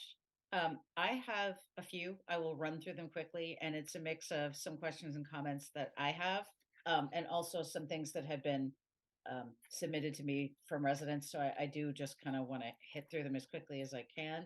If you have a quick answer today, that's awesome. If you do not, I'm happy for you to just jot them down and bring an answer for the next meeting, if it's even something that can be answered. So my first question is about where you are at deciding as to where you're going to get your water supply from. I know you were talking to Dedham Westwood and to Norwood. Do we have any movement on that? Yes, Dedham Westwood has, as you know, Dedham Westwood has to consent for us to go to Norwood. They have consented, and we'll be tying into the Norwood water supply. Great, thank you. A comment that hit me in the conversations about whether or not to run a water line under the brook. I personally would not be in favor of that, but given that one of Norwood's comments was about the brook being like a cold water fishery, I don't remember the exact terminology. If that's something the fire department really wants to push on, I think we should be involving Norwood in those conversations, because I don't know how they would feel about that. Couple of comments from residents, which I actually would echo as well. There's some concern about if there's not enough pedestrian access to a main street like Washington Street, people are going to be more likely to want to drive, like to get to the playground. They have to, if they have to walk all the way around, particularly if that's someone who is not as mobile as someone else. If the whole point is to kind of, not necessarily with the playground, but if we're trying to encourage people not to be using their cars, it would be good to have more pedestrian access to Washington Street or other main roads. And I know that's tricky because the train tracks are right there, but it's just something that I was asked to bring forward to ask you to consider if there's any way to work something like that in. Piggybacking on that comment, when you showed the blue line about trying to make a path, I couldn't really see it that well. My question is, was that taking into consideration a link from this project to the existing path from the infusion center, or was that a concept of an entirely separate path? No, that, Giorgio. yeah, that blue path, it had a starting point and an end point, both at the same locations. So that's how we come up with the footage of which one was closer and which one was further away. The one I that think the ended question, up on, Giorgio, is the blue path, the path that you showed, sort of through the back of the property. Why did it take the route it took? yes, to connect to the ending of that path that came out onto Glacier. Okay, okay. So you did look into that, and it sounds Yes. like that might not be feasible. Okay. Correct. Sounds like it's likely not feasible. I'm sorry, I'm trying to be as quick as I can. There was a comment about that corner, and this may be something that has to be done by Norwood or even, I'm not sure whom, but the corner of Everett Street and Washington Street under that bridge, there's really not a whole lot of lighting there. And it was asked if there was something as part of this project, particularly if there's going to be changes made to the sidewalk there, if there was anything that could be considered to kind of make that a little bit brighter. Sorry, again, I'm trying to get through these things. Oh, question that I had when you were showing the financial impact, the needs versus the revenue generation. When you were showing the as of right numbers, and this may be a dumb question, but did those numbers take into account any retail at all, or was that purely just 102 apartments? No, the retail stayed in with both scenarios. Okay, so that, even though it wasn't as clear to me, because when we talk about as of right, the as of right does not include any retail at all, any commercial. The as of right would be residential. So that was really it was a mixed use calculation, just to be clear. Right. Okay. That is helpful. I guess the one concern that I have that it sounds like we all share is about the impacts to traffic. And for me, the important thing there is to really be mindful of the fact that we want to encourage people not to drive. We don't want to encourage people to bring lots of cars. So I know we had talked before about maybe not offering any parking spaces with an apartment, which I think is a great idea. And I'm really excited to see your TDM plan. I think that's going to be really important. And my questions about pedestrian access to main streets kind of ties into that too.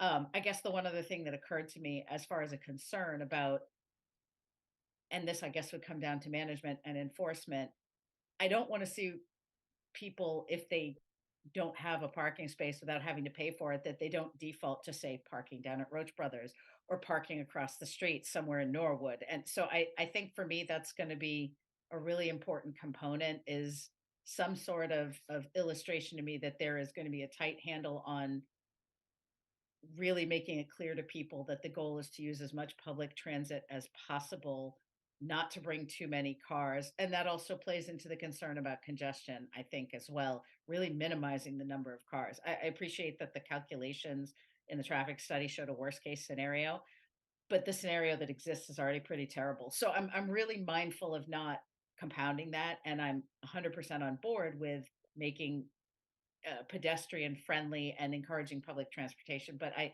think that's something, just to be fully transparent, I'm really going to be looking, if you have a draft of the TDM or some more ideas that you can share with us, at least, for me, about how you're really going to ensure that people aren't just saying, sure, I'm not going to bring more than one car, or I'm paying for one parking space and then don't park two more down at Roach Brothers, because that doesn't help with the traffic flow and congestion. That's all I have for today. I think I have some other things that I will hold for our next conversation. Thank you. Phil. I just forgot one question. I didn't hear a reaction to Mr. Houston's suggestion on the water loop with the insulated line along the bridge. Could somebody just, is that viable, not viable? What's your reaction to that for the applicant? So we talked to Mr. Houston at the joint meeting with Norwood and Westwood. It wasn't a requirement from Norwood, and it wasn't from the water department. It wasn't required from the fire department. It's more something that he sees that's important for the project. So, and overall, it's a very, very expensive request to do that. But it's not a requirement from either water department or the fire department. Explain to me why it's expensive. You're running a line along a bridge and putting insulation on it. That doesn't It's strike not a me. simple. That doesn't strike me as a inordinately marginally increase in cost. It's not that you just running a pipe across the water and go to Lowe's and go get Well, some. no, insulation it's wrap. running across the bridge with insulation and then reconnect it. So I don't see that as being a significant cost. Tell We me can how it get is. you, what we can do is the next meeting, we can give you a cost difference of what that upcharge will be. And you'll see what the pipe actually is, how much more it will cost. So that way you have an exact number, an approximate number of what the difference is. Okay, I'll defer. And Phil, just to add to that from the civil engineering perspective, I Sure. know Tom Houston passed that along as an option. Yep. I myself have not seen that done. I know that it can be done and has been done by, more, I think, municipality or public infrastructure cases, at a bridge crossing. I would have concerns about doing that on a private site like this, given the magnitude and also some of the winters that we observe here of running into and creating more issues than it helps solve, right? And having potential freeze thaw issues, potential water main breaks. A lot of times, even when we don't have pipes exposed, I've seen it typically recommended that you do heat tracing, not just insulation, which then does become a constant energy demand, concern, maintenance challenge. But Zach, the among balance other is also things.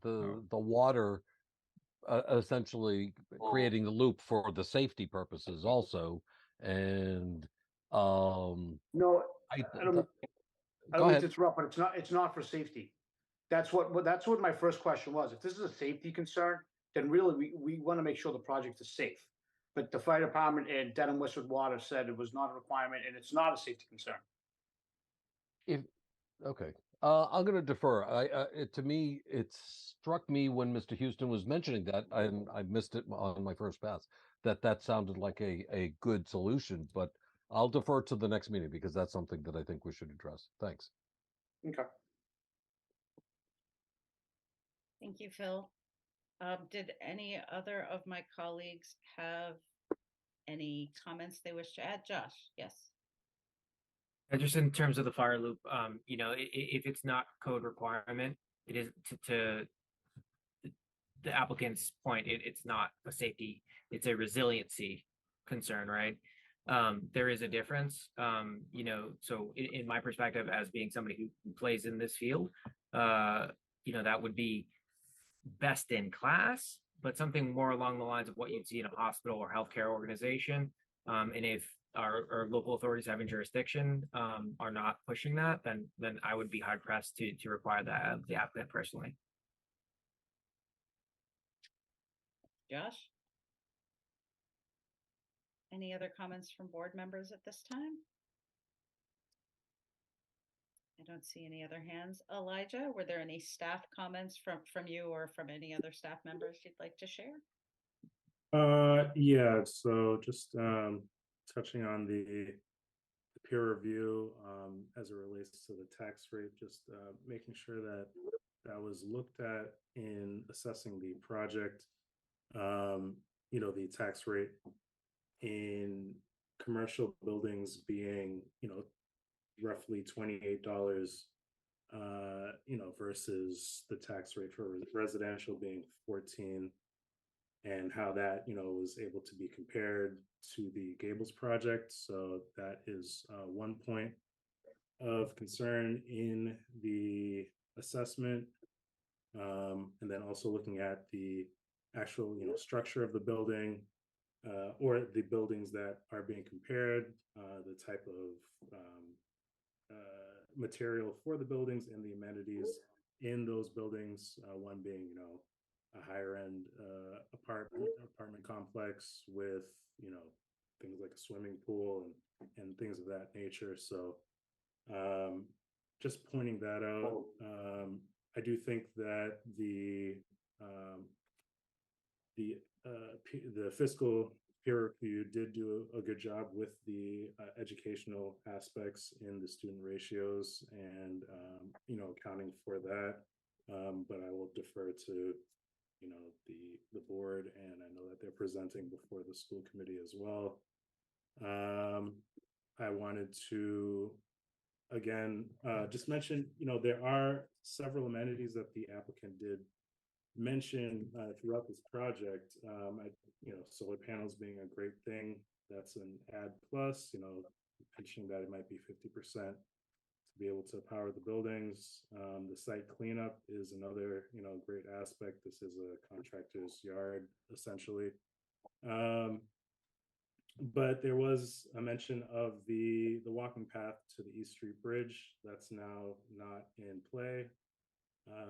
They had the dog park that was being proposed that is no longer in play, as well as the snack shack at the pre-construction meetings that was proposed that is no longer in play. So just the idea of certain amenities that were spoken of and now are kind of being scrapped in this project. And then I will also reiterate that I do think that there should be a mix of a 60% AMI and 80% AMI included in this project.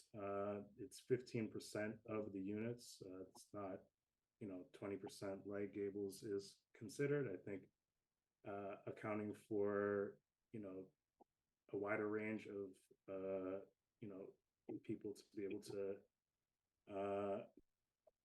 live in the community would be something to consider. We did mention this and, spoke to, what is the new name, the EOHLC, and we kind of, raised the issue of, is this a potential concern with the MBTA communities legislation? And the fact that this is a special permit, it gives the board some ability to condition, and they actually were encouraging it if the board was so inclined.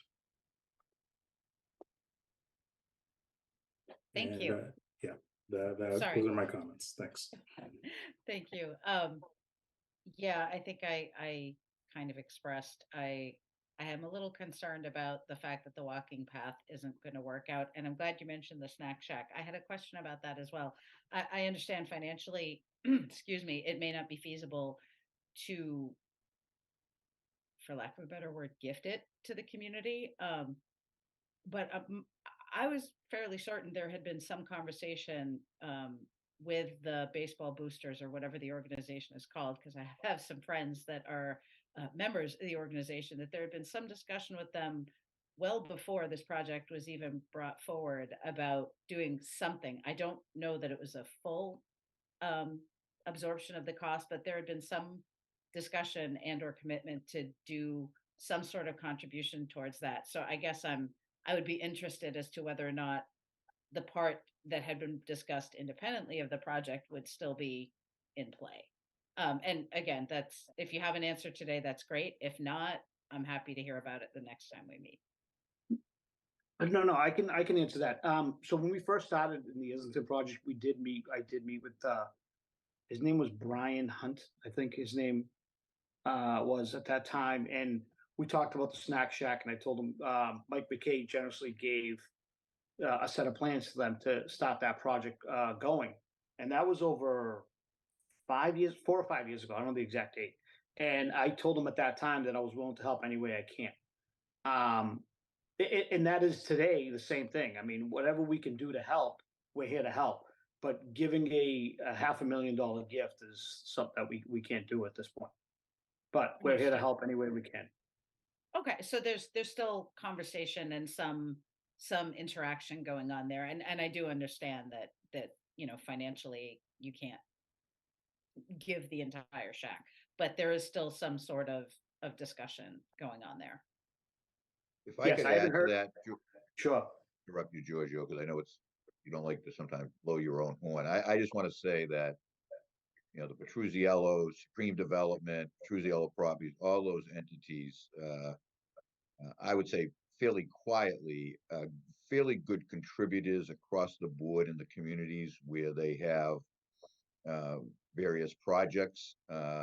That's not stopping or starting because of this project. And I just, again, not to speak for Giorgio, but I know it'll continue because it's just been the way they've been doing it for years. They have, a number of, including Supreme Cabinet sometimes, somebody needs some, a community needs some help from that perspective. I know they always step up. So again, I didn't mean to step on your toes, Giorgio, but I think it was easy for me to blow your horn than for you to blow your own horns. Thanks, Pete. Thank you. I appreciate that insight. That is very helpful. I see both Mr. McKay and my colleague Chris have their hands up. Mr. McKay, did you have a Yes. comment on? Okay, thank you. Giorgio mentioned it, but it was 5 years ago. We donated our time and we prepared a set of construction drawings for the new shack. And at that time, they couldn't really get their arms around what they wanted to do after we finished the drawings. So that was done many years ago, and there was quite a bit of time on our end that was donated.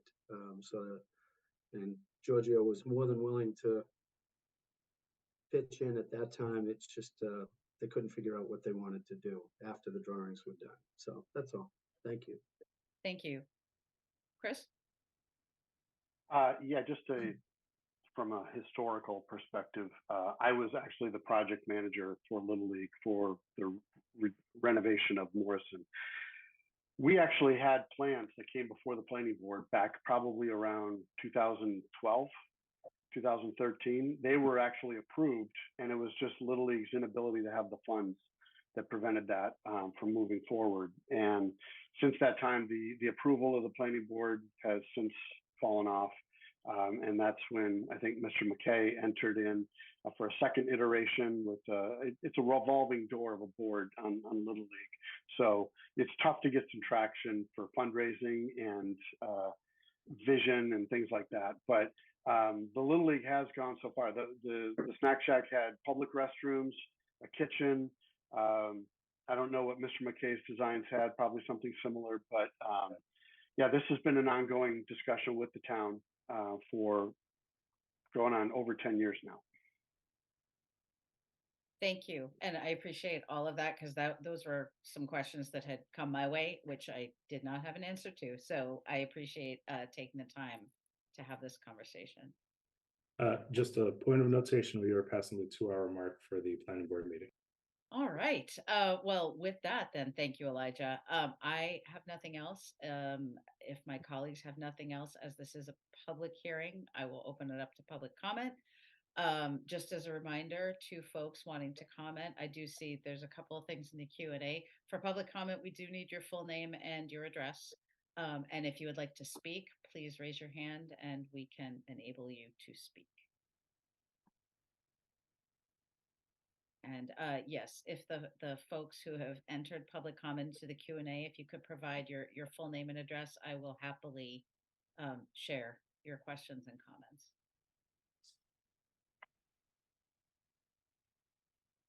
One of the Lydia, who had the questions in the chat, has her hand raised. Yes, Lydia, if we could promote her and allow her to speak.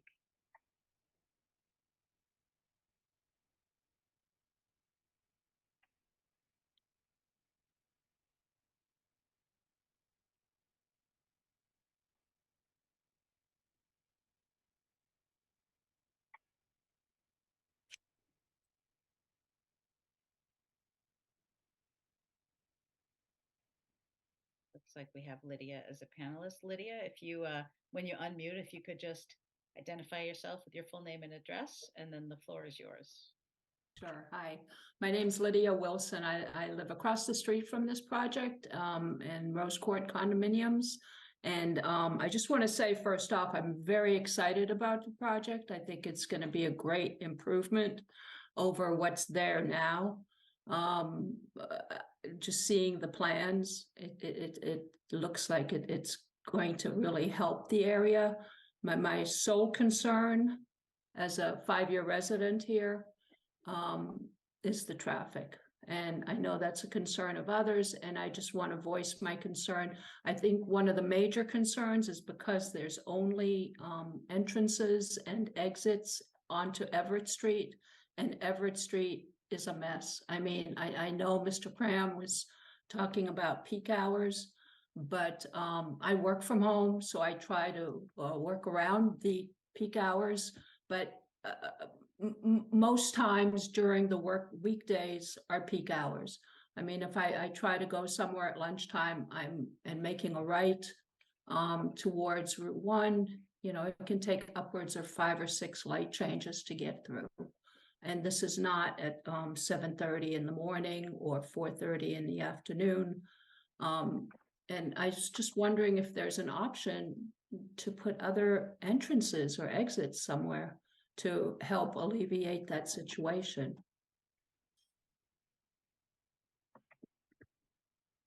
Thank you, Lydia. We have discussed this before. I think we talked about this in an earlier meeting, and I'm happy to let Mr. Petruzziello answer. But if I remember correctly, it's not super feasible to do that given the grade differences and abutting properties. Yeah, that's exactly right. I mean, we can't do it because of what's around it and the budding properties. And Rose's concerned, Lydia's concerns and the town's concerns are our concerns as well. So we're trying to address it the best way we can with traffic. Okay, because I saw that there's another project going in now. It looks like housing, or maybe that's the same project, with some kind of a building, which looks like it's got residences in it as well. When you go up Everett and make a right on Washington, right in there, they've just cleared out a whole area, and there's a picture of what's to come, and it looks like a low rise, similar to what's further down on Washington Street. So That's correct. You know, it's just going to add more and more and more traffic, and it's very, very difficult to get in and out. Not just in and out of where I am, but I mean getting to Route 1 or getting to Washington Street.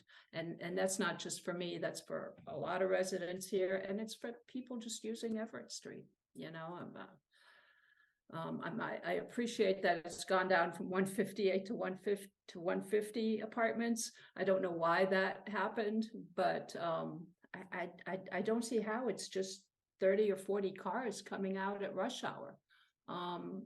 What's everyone else doing? You know, I think it's hard to imagine that people will be without cars.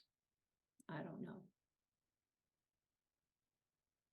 Thank you, Lydia. Thank you for attending and being so patient. I know it went on for quite some time. I was here last time too, but I was on YouTube. I couldn't get into on Zoom. Well, I'm glad you were here tonight, and thank you for sharing your comments. We appreciate that. Thank you. I do see there is one comment left in the Q&A from Maura. Maura, if you could give us your last name and your address, I will be more than happy to share your comment, but I believe our bylaws and or our charter tell me that I cannot address this comment unless I have that information. Elijah, correct me if I'm wrong. I'm sorry, can you repeat that? Oh, yeah, I believe our bylaws and or our charter prevent me from, or our rules that we follow in our meetings prevent me from addressing this comment without the complete information of full name and address. That's correct. I'll give it a minute. Otherwise, unfortunately, I'm not going to be able to share this.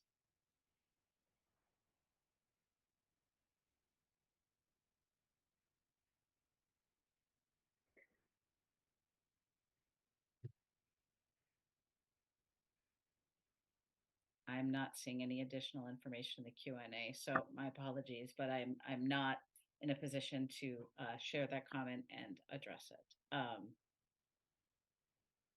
All right. If there's anyone else who'd like to participate in public comment, now is the time. I guess I can just make a comment from the staff side. I do think that the playground that the applicant is proposing is a good addition and amenity to the neighborhood. I guess personally, from personal experience, I do have family members that would definitely have been in their childhood would have appreciated that. So yeah. Thank you. All right. If there are no other comments from board members or staff, and I do not see anything else as far as public Q&A goes, at this time, I would take a motion, I believe, to continue the hearing.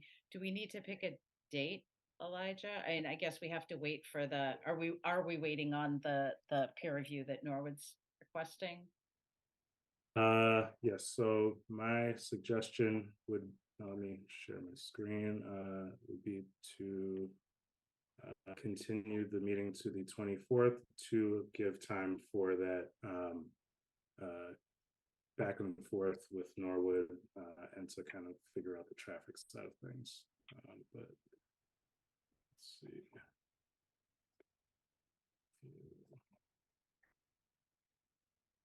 Right.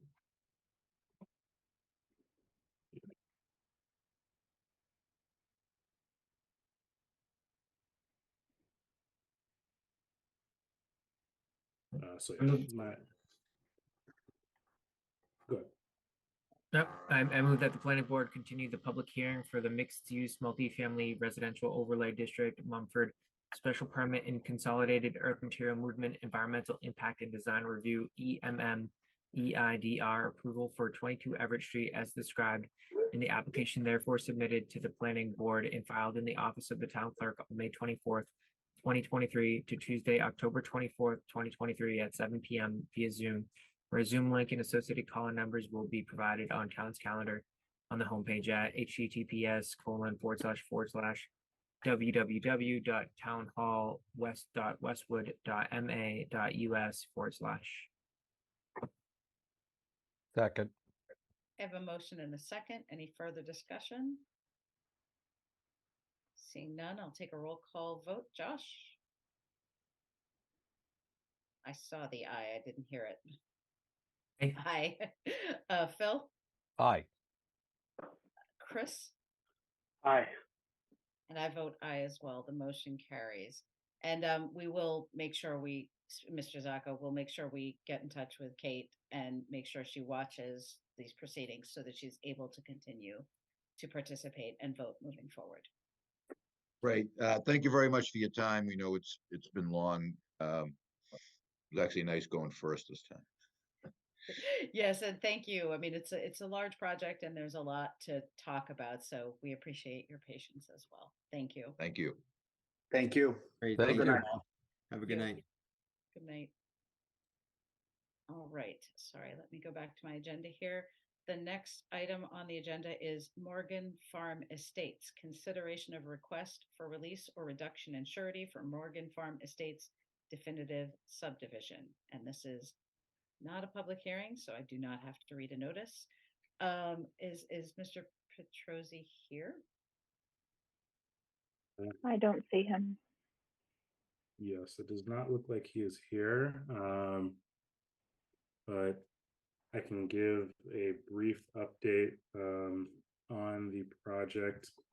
So basically, the applicant had come before the board at a previously scheduled meeting in June, requesting a release of funds, and the board had agreed that the applicant would have to produce an as-built plan to be able to,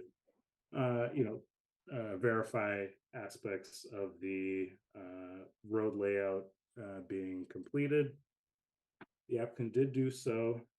However, after our peer review with Beta Engineering, they found that there were certain aspects of the plan that needed to be updated. There were also a few, 3 in particular, drainage manholes that were not to grade and were actually, the applicant did attempt to bring that to grade. However, the paving wasn't the correct standard for the town.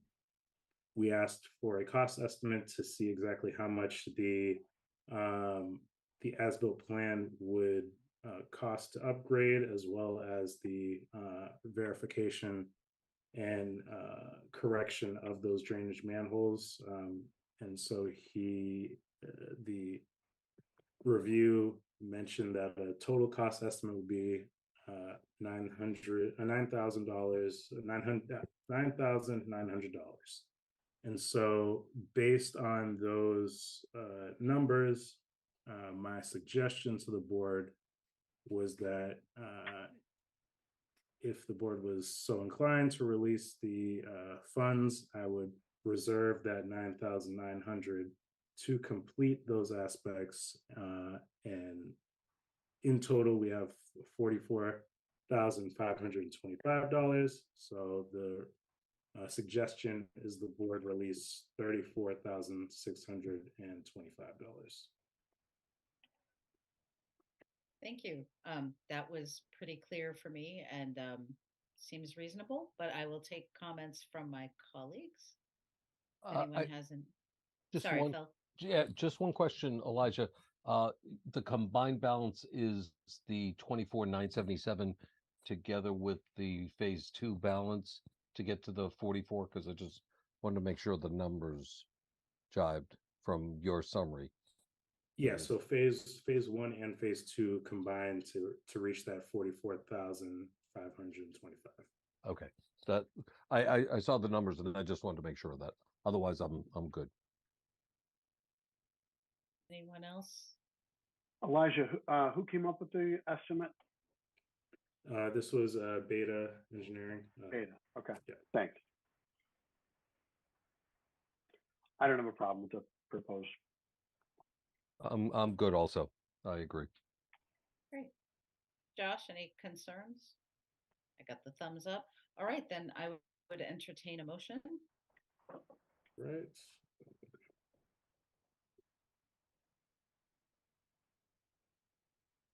That the planning board accept in part the proposed release of the tripartite agreement for Morgan Farm Estates Phase 1 and accept the partial release of the tripartite agreement for Morgan Farm Estates Phase 2, both of which agreements were entered by and between the Westwood Planning Board, Wall Street Development, and Needham Bank to secure completion of the work associated with the roadways and installation of utilities for the full project, including all phases of construction for the Planning Board's open space residential development definitive subdivision as described in the Planning Board decision titled Minor Modification of Open Space Residential Development Definitive Subdivision Approval, dated February 26, 2013, and filed in the Office of the Town Clerk on April 9th, 2013. The proposed release is intended to reduce the amount of the Phase 1 tripartite agreement from $24,979 to $2,000, and to reduce the amount of the Phase 2 tripartite agreement from $19,546 to $7,900. The combined $9,900 balance is intended to secure the correction of inadequate pavement and the finalization and submission of as-built plans for review and approval to verify that all roadway and utility improvements have been installed as designed and are acceptable to the town. Second. I have a motion and a second. Any further discussion? Seeing none, I will take a roll call vote. Chris? Aye. Phil? Aye. Josh? Aye. And I vote aye as well. The motion carries. Mr. Petrosi's not here. This was not a public hearing. We don't have to close anything, correct? That's All correct. right. Wonderful. The next agenda item is 60 to 90 Glacier Drive, continuation of public hearing for consideration of wireless communication overlay district, WCOD, special permit for Dish Wireless Communication Facility requiring exterior alterations to and expansion of existing stealth monopole, 1690 Glacier Drive, continued from 9/12/23. Looks like we have a representative of the applicant here, Kathy Ware. Welcome. Hi, everyone. I believe, in speaking with Elijah, I have provided him, or SBA has provided him with everything that you now need for Dish at this site, with going forward without the bump out, staying within the existing flagpole canister there, because they are going to be the fourth carrier. They're going at the 56-foot center line now. Yes, that is correct. There were some issues that I had raised in terms of a narrative, an updated site plan, and the property authorization being a lease agreement, which they have all updated up to this point. I don't see any issue with this project with the updates. And if And the I know that I board, think at the last meeting, I'm sorry, Ledger, I think it was brought up that the planning board wanted to know which poll was SBA's. And we Correct. are poll number 1. There's a photo that I supplied to Elijah, but I don't know if you're familiar with the location. The pole that is closest to the railroad tracks is not SBA's. We're the one furthest away from the railroad tracks of the two. great. No, I appreciate that. That was another aspect that I had requested, and thankfully was able to get that update. And then I don't know if you saw the EME report on page, I think it's like 6 or 7, actually was run with the center line of 56 feet and not the 50. So the EME report is good. I was surprised when I looked at it myself today. Yes. Because I know that was a concern you had. Correct. So I just to verify, I would like to propose that the board consider a condition of approval that that EME report be verified prior to the issuance of a building permit. But that can be a condition of approval, I believe, for this project. Thank you. I will open it up to board questions or comments at this point.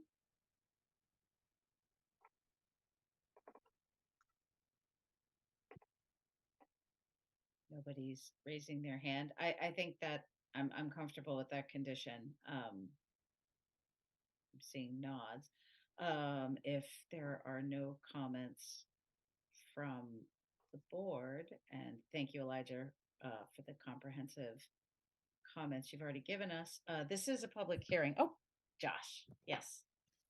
Yeah, I was just wondering about the structural analysis report. Am I reading this right? Where on the front page, the analysis says that the max structural usage is at 98%. I must be reading that wrong, correct?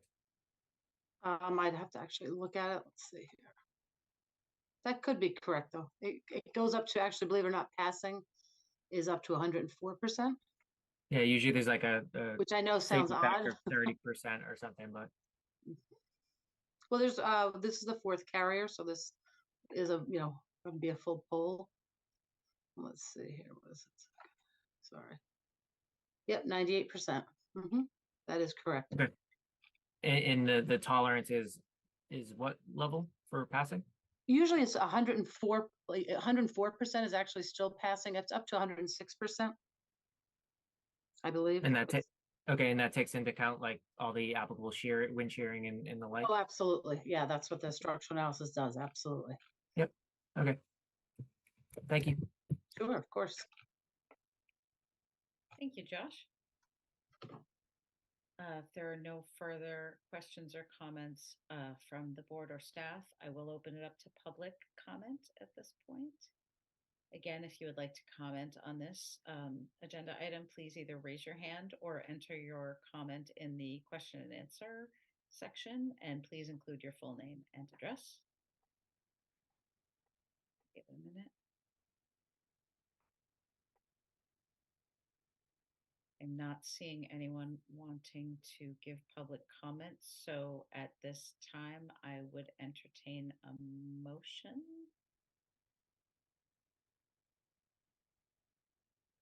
And I believe we have to look at some waivers first, right, Elijah? That is correct. And there they are. So I would entertain a motion on the waivers.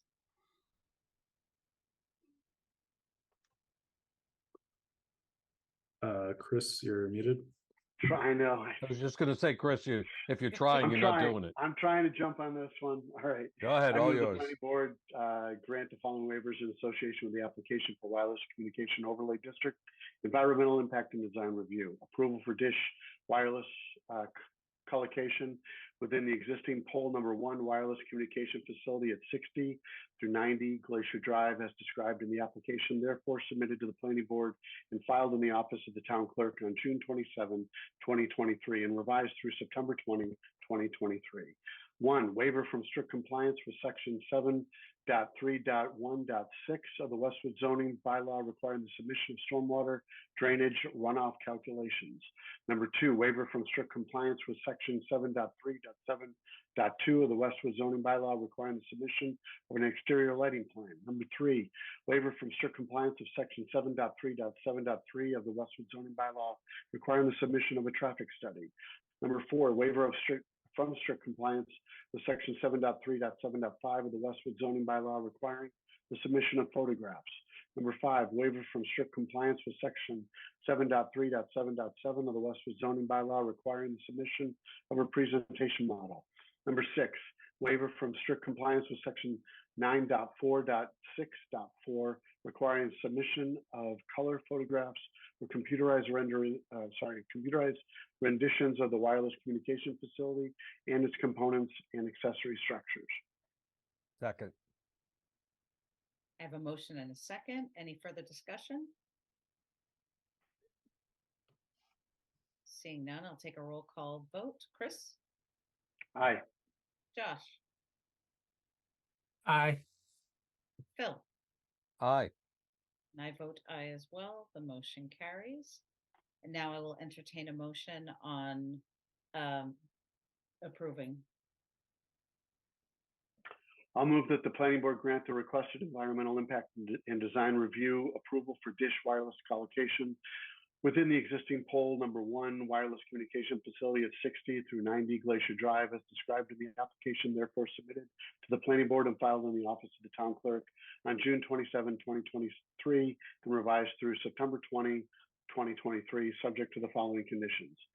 Number 1, except as modified by the conditions and findings hereof, the project shall comply with the project plans and with all other prior approvals for this wireless communication facility. In all respects, and the applicant shall pursue completion of the project with reasonable diligence and continuity. Number 2, the Dish wireless communication facility shall constitute the 4th collocation on the existing pole number 1 wireless communication facility at 60 through 90 Glacier Drive, and no additional carrier shall be permitted at pole number 1 unless an amended WCOD special permit is granted by the planning board pursuant to the provisions of section 9.4 of the Westwood zoning bylaw. Number 3, if the project or any condition imposed in this decision requires permit, license, or other approval from any other board, committee, or agency of the town of Westwood or other regulatory agency of the Commonwealth or the federal government, the applicant shall make an appropriate application for the same. If any condition of such permit, license, or other approval from any other board, committee, or agency is inconsistent with this decision, the applicant shall make application to the planning board for amendment of this decision, and the planning board shall consider such application in accordance with the requirements of Mass General Law, Chapter 40A, Section 9, and all applicable planning board rules and regulations. Number 4, prior to the issuance of a building permit, the applicant shall submit confirmation to the town planner that the wireless communication facility complies with all applicable federal and state standards, regulations, statutes, and other requirements. This shall include, if applicable, a written statement that the wireless communication facility is in compliance with or is exempt from applicable regulations administered by the Federal Aviation Administration or FAA, Federal Communications Commission or FCC, Massachusetts Aeronautics Commission, and the Massachusetts Department of Public Health. Number 5, all antennas and associated cabling shall be installed within the existing 30-inch canister and shall not be visible from the exterior of the stealth monopole. All other equipment shall be installed within the fenced enclosure and shall not be visible above the 6-foot height of the existing fence. Number 6, all visible equipment, including ice bridge, mounting brackets, cables, bands, and cabinets shall be painted to match the matte color of the existing facility and shall be repainted as necessary to minimize any fading or discoloration. Number 7, the visual and aesthetic impact of all equipment, mounting brackets, and all other attachments shall be minimized to the fullest practical extent. All cables and bands should be bundled in the most unobtrusive manner possible. 8, the applicant shall not post any signs for advertisement or any other reasons on or in the vicinity of the project, with the exception of a sign not exceeding 4 square feet to display the name and telephone number of the person and company responsible for the maintenance of the project, and except as required per FCC and OSHA guidelines for radio frequency warning signs as noted on plan. Oh, that was quick. On plan sheet C-6. You're moving as I'm reading. Was I on number 9? Yes. Of use of the wireless facility. All antennas, brackets, cabling, and any other associated equipment shall be fully removed within 6 months of abandonment or discontinuance of the use. Number 12, the WCOD EIDR approval shall lapse if a substantial use thereof or construction thereunder has not begun, except for good cause within 2 years following the grant thereof. The planning board may extend such approval for good cause upon the written request of the applicant. Oh, sorry about that. In the case of the EIDR, you're killing me, Elijah. In the case of the EIDR approval, the term substantial use thereof or construction thereunder shall mean the commencement and substantial progress of approved vertical construction activity. Is there more? Okay. Number 13, the WCOD EIDR approval shall extend the period of validity for the WCOD special permit, which was initially issued on November 27, 2001, and amended on January 21st, 2003, October 11, 2005, June 17, 2008, and on October 27, 2009, so that the special permit for wireless communication facility at pole number 1 at 60 through 90 Glacier Drive will remain valid for a period of 5 years from the date of the recording of this decision in the office of the town clerk. At the end of this 5-year period, the monopole and all equipment shelters shall be removed and the project site shall be returned to a condition satisfactory to the property owner, unless the applicant receives approval from the planning board to renew the WCOD special permit for a specified period to be determined by the planning board. Number 14, a copy of this decision and the project plans shall be kept on the project site at all times during construction. Second. I have a motion. Thank you, Chris. And a second. Is there any further discussion? Seeing none, I'll take a roll call vote. Chris?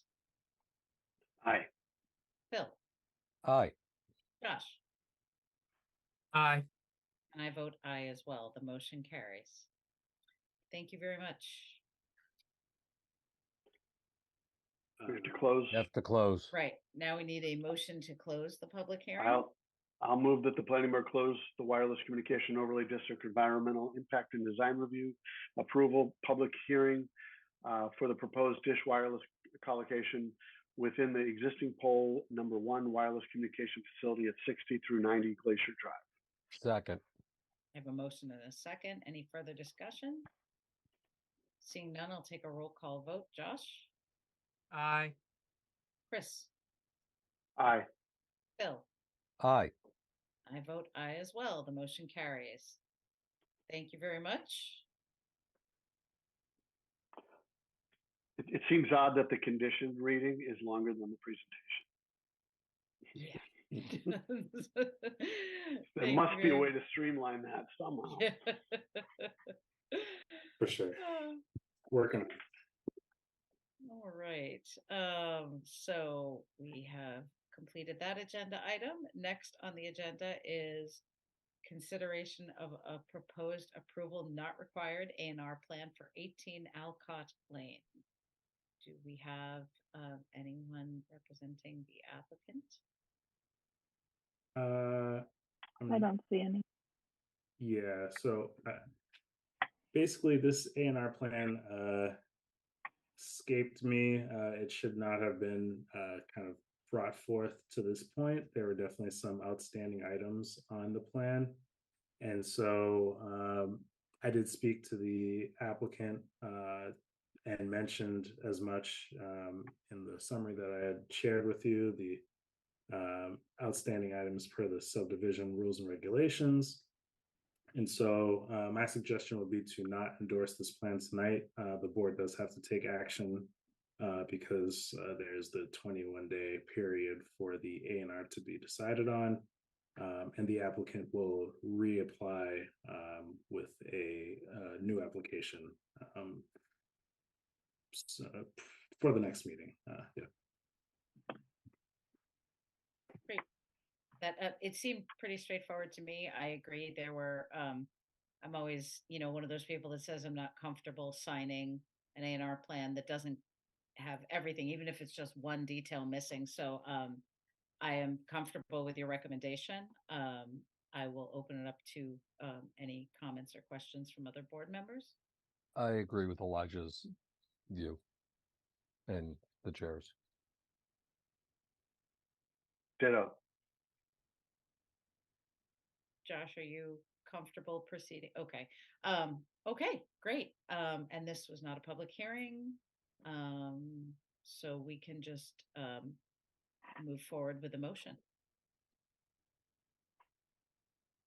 I move that the planning board. Go for it, Josh. I move that the planning board find that the approval not required application for 18 Alcott Lane dated September 13th, 2023 to be incomplete and not in accordance with section 3.1 of the planning board's rules and regulations for the subdivision of land, and that the board vote to not endorse the submitted plan as not requiring approval under the subdivision control laws. Second. I have a motion and a second and a third. Any further discussion? Seeing none, I will take a roll call vote. Chris? Aye. Phil? Aye. Josh? Aye. I vote aye as well. The motion carries. Wow, we have gotten through like the remainder of the meeting a lot faster than we did through the first part of the meeting. All right, next agenda item is consideration of amendments. Sorry, I'm clicking on that. Continuation of public hearing for consideration of amendments to various planning board rules and regulations, continued from 7/11/23, including, there's several, environmental impact and design review, special permit granting authority, University Avenue mixed use district, scenic roads, governing the subdivision of land, earth material movement approval, solar design review approval, and access approval overlay district. Elijah, I'm going to turn it over to you and see how you would like to proceed with this particular public hearing note. Yes, so just wanted to make sure that the board actually had a chance to review these rules and regulations before we went into discussion. I also am noting that it is later in the meeting. We can move this to the October 10th meeting. At the moment, there's 3 agenda items on that meeting. And then it'll give the board time to actually discuss. I know that Kate's also not in attendance for this meeting. And then on top of that, there had been some, I guess, attention to perhaps the scenic roads rules and regulations. I just wanted to note that the planning board is updating for procedural purposes. So basically either editing minor spelling errors or grammatical errors, or making sure that the wording is conducive to making motions or carrying out actual decisions in those areas. And then for I guess that's it for my update on the rules and regulations. Thank you for that. One, I am absolutely in favor of tabling this conversation and continuing the hearing until our next meeting, both because of the hour and because Kate's not here. And I would like her involved in that conversation. And I thank you for, clarifying on the scenic roads. I know there has been some conversation. I've gotten some questions on that about what are we looking at? What are we changing anything about, procedurally or with our authority or anything? And I appreciate you clarifying that it really seems like it's more of a housekeeping thing. We're not changing the way we approach the rules and regulations at all. So thank you for that. Any comments, questions from fellow board members?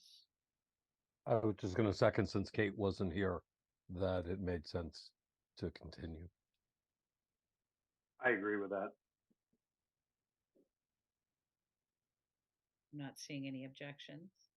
That's Sure. great. I mean, I could go either way. If there's anything that we think was sort of very administrative in nature and that we could just get off the plate for next time, so we could actually focus on any specific discussions. I mean, I think we might be able to push through anything like that, but if we want to push it, I'm not opposed. Okay. This is a public hearing, so I will open to public comment, even though we haven't really gone into a deep discussion on this. If anyone would like to comment on the proposed changes to rules and regs, please raise your hand or enter your question or comment in the Q&A with your full name and address, and I will give it a moment.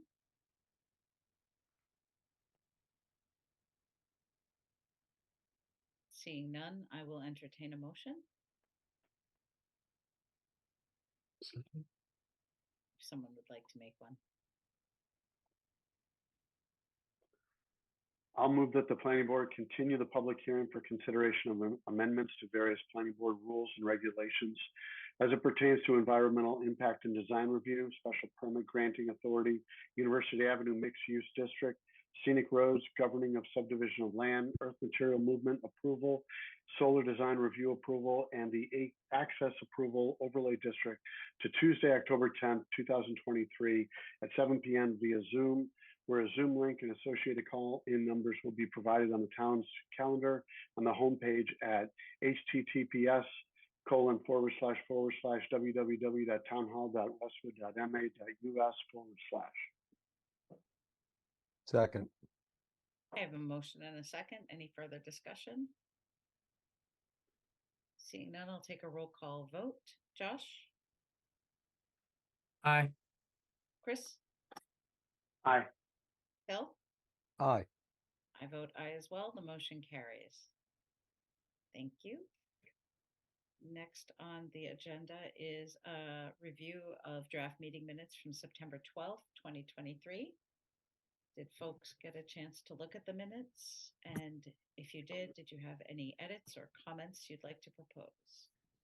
None for me. I reviewed. Me either. And nothing for me. Elijah, did Kate happen to submit anything ahead of time? She did text, and she mentioned that there were no edits that she had to the minutes. Fabulous. Jess is celebrating. Well done. Then I will take a motion if there's no further discussion on the minutes. I'll make a motion to accept the minutes as presented. Do you have to say what date they're for? September 12th. For the September 12th meeting minutes as presented, make a motion to accept. Second. I have a motion and a second. Any further discussion? Seeing none, I'll take a roll call vote. Josh? Aye. Chris? Aye. Bill? Aye. I vote aye as well. Motion carries. Thank you. Next on our agenda, updates from agency and committee representatives. Has anyone attended any meetings or discussions they'd like to share? We did have one long range planning where we talked about the CPA and pretty much came to the conclusion where the Hale project is not a candidate and the timing just doesn't work out. And the subcommittee, the CPA subcommittee, is going to put forth their recommendation as to whether or not the town should or should not adopt the CPA. We would not have, I believe right now, we would not have a project in place. And I think that is a condition, is that we need a project in place or ready to go. I could be wrong. I might be misspeaking. I'm not in that subcommittee, but that's what came of that. A couple, the meeting prior to that, we did have the fire chief present the condition of Firehouse 1 on High Street and where it stands. I happen to have been on the public safety task force that worked on the Islington Firehouse and the police station, and the conditions. We looked at the conditions of Firehouse 1 at the time, and that was probably 7, 8 years ago, and it's just gotten worse. Basically, it was bad then, and it's more bad now. So it's basically just presenting, getting ready. It's something that we're going to have to deal with at some point in time. So we're trying to identify, just where it should fit on the triage list for municipal buildings. Thank you. So with CPA, it doesn't sound like there's necessarily, a plan to try and move that forward for next spring's town meeting, or am I wrong about that? At this point, I would say it's not likely. But again, I'll try to get a more definitive for you for our next meeting. Thank you. Thank you very much. Anybody else? Yes. So the Climate Action Task Force met on September 14th to kick off the CRS plan. That is currently moving forward. I am assigning subcommittees for the participants on that task force. I'll just share the website real quick. I'm updating the website fairly frequently. There is a survey that I encourage people to take. You can visit the site and get that there. There's a list of task force members. There's a PSA video. There is a flyer for the community visioning sessions happening on October 19th and November 2nd at 6 p.m. The shorthand for the website is tinyurl.com/CRSPlanWestwood. That will bring you here. The actual website name is pretty long. So that's there. And I do encourage folks to help make Westwood and give Westwood a better, brighter future. So that is my update on that part. Thank you. And I would like to personally commend Elijah for all the work he's done on this so far. I am very happy to be a member of that task force, and just really thrilled to see where we go. And I would encourage people to attend the public visioning sessions. If you can, please come to one of them. It's very important work. And yes, thank you again, Elijah. And you stole my thunder on that one, but it's it's good. The only other thing that I would add that I attended this month was I went to my first meeting with TRIC, the Three Rivers Inter-Council. I can never remember the whole acronym. It's my first year as the liaison, and the first meeting I went to, it happened to be in the new Wentworth Hall, and it was a presentation by Nora Loughnane on the Islington Center redevelopment. So it was really special to be there for that. It was a lovely presentation, and a lot of our neighbors were really interested in that project because many of our neighbors are looking at some very similar redevelopment projects in their own communities. So they were really interested in having that conversation and hearing about some of the pitfalls and some of the successes and community response and whatnot, and our process about how we as a community got to where we are. So that was a really neat meeting, and it was nice to meet members of, from other towns. Some people were board members, some were just community members, some were town planners. So it was a really, really nice experience to be part of, and I'm looking forward to continuing on with TRIC. It's very educational. So that's all I had. Did anyone else have anything to share from agency reports? If I can add, the Housing Partnership will be meeting on October 12th.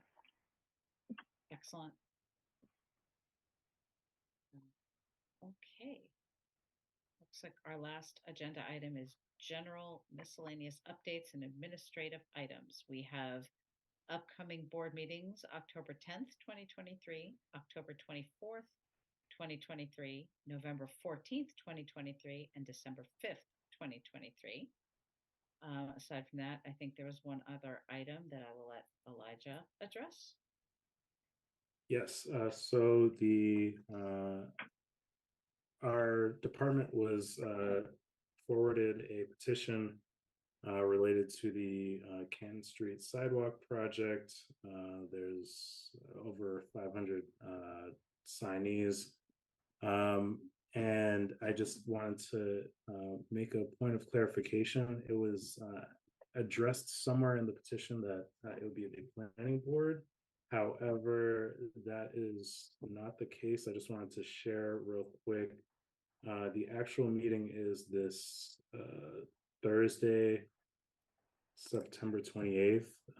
It's a public hearing and it is with Mass DOT. It will be at the Downey Elementary School, 250 Downey Street, Westwood, Mass. Thursday, September 28th at 7 p.m. The planning board does not have jurisdiction over this project. It would be via the select board. And so I just wanted to make that a clarification so that people were informed. Thank you. Elijah, just question. I do recall seeing some part of these discussions come through the board a while back. I think it was before you started. Do you recall what that specific motion was? It was as it went on to Downey Street, that corner there, and looking at a lot of the trees all the way through. Anybody else sort of recall that discussion? Yeah. Yeah. I remember that. Right. Yep. It's not this project.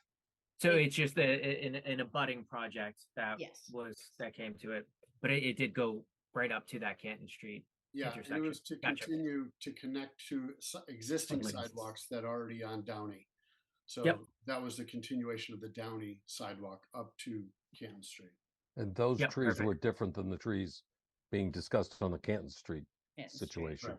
Exactly. But Yep. but to your point, I think there was conversation at our meetings about how that strip of sidewalk, part of the point of that was to connect to a potential Canton Street sidewalk. So I think Yep. that might be where there's some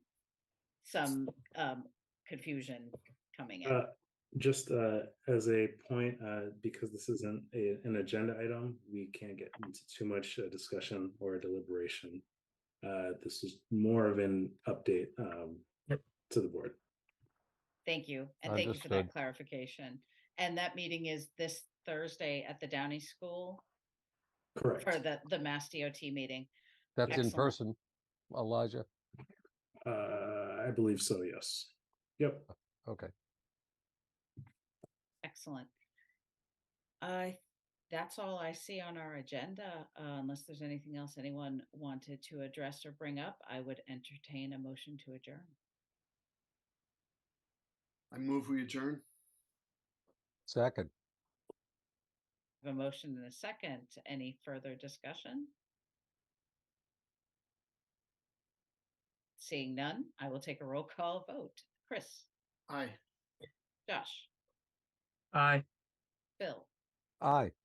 I vote aye as well. Thank you, everyone. Appreciate everyone's time and effort, and enjoy the rest of your evening. See you on the 10th. You as well. Thank Good you. night. Bye. Thank you.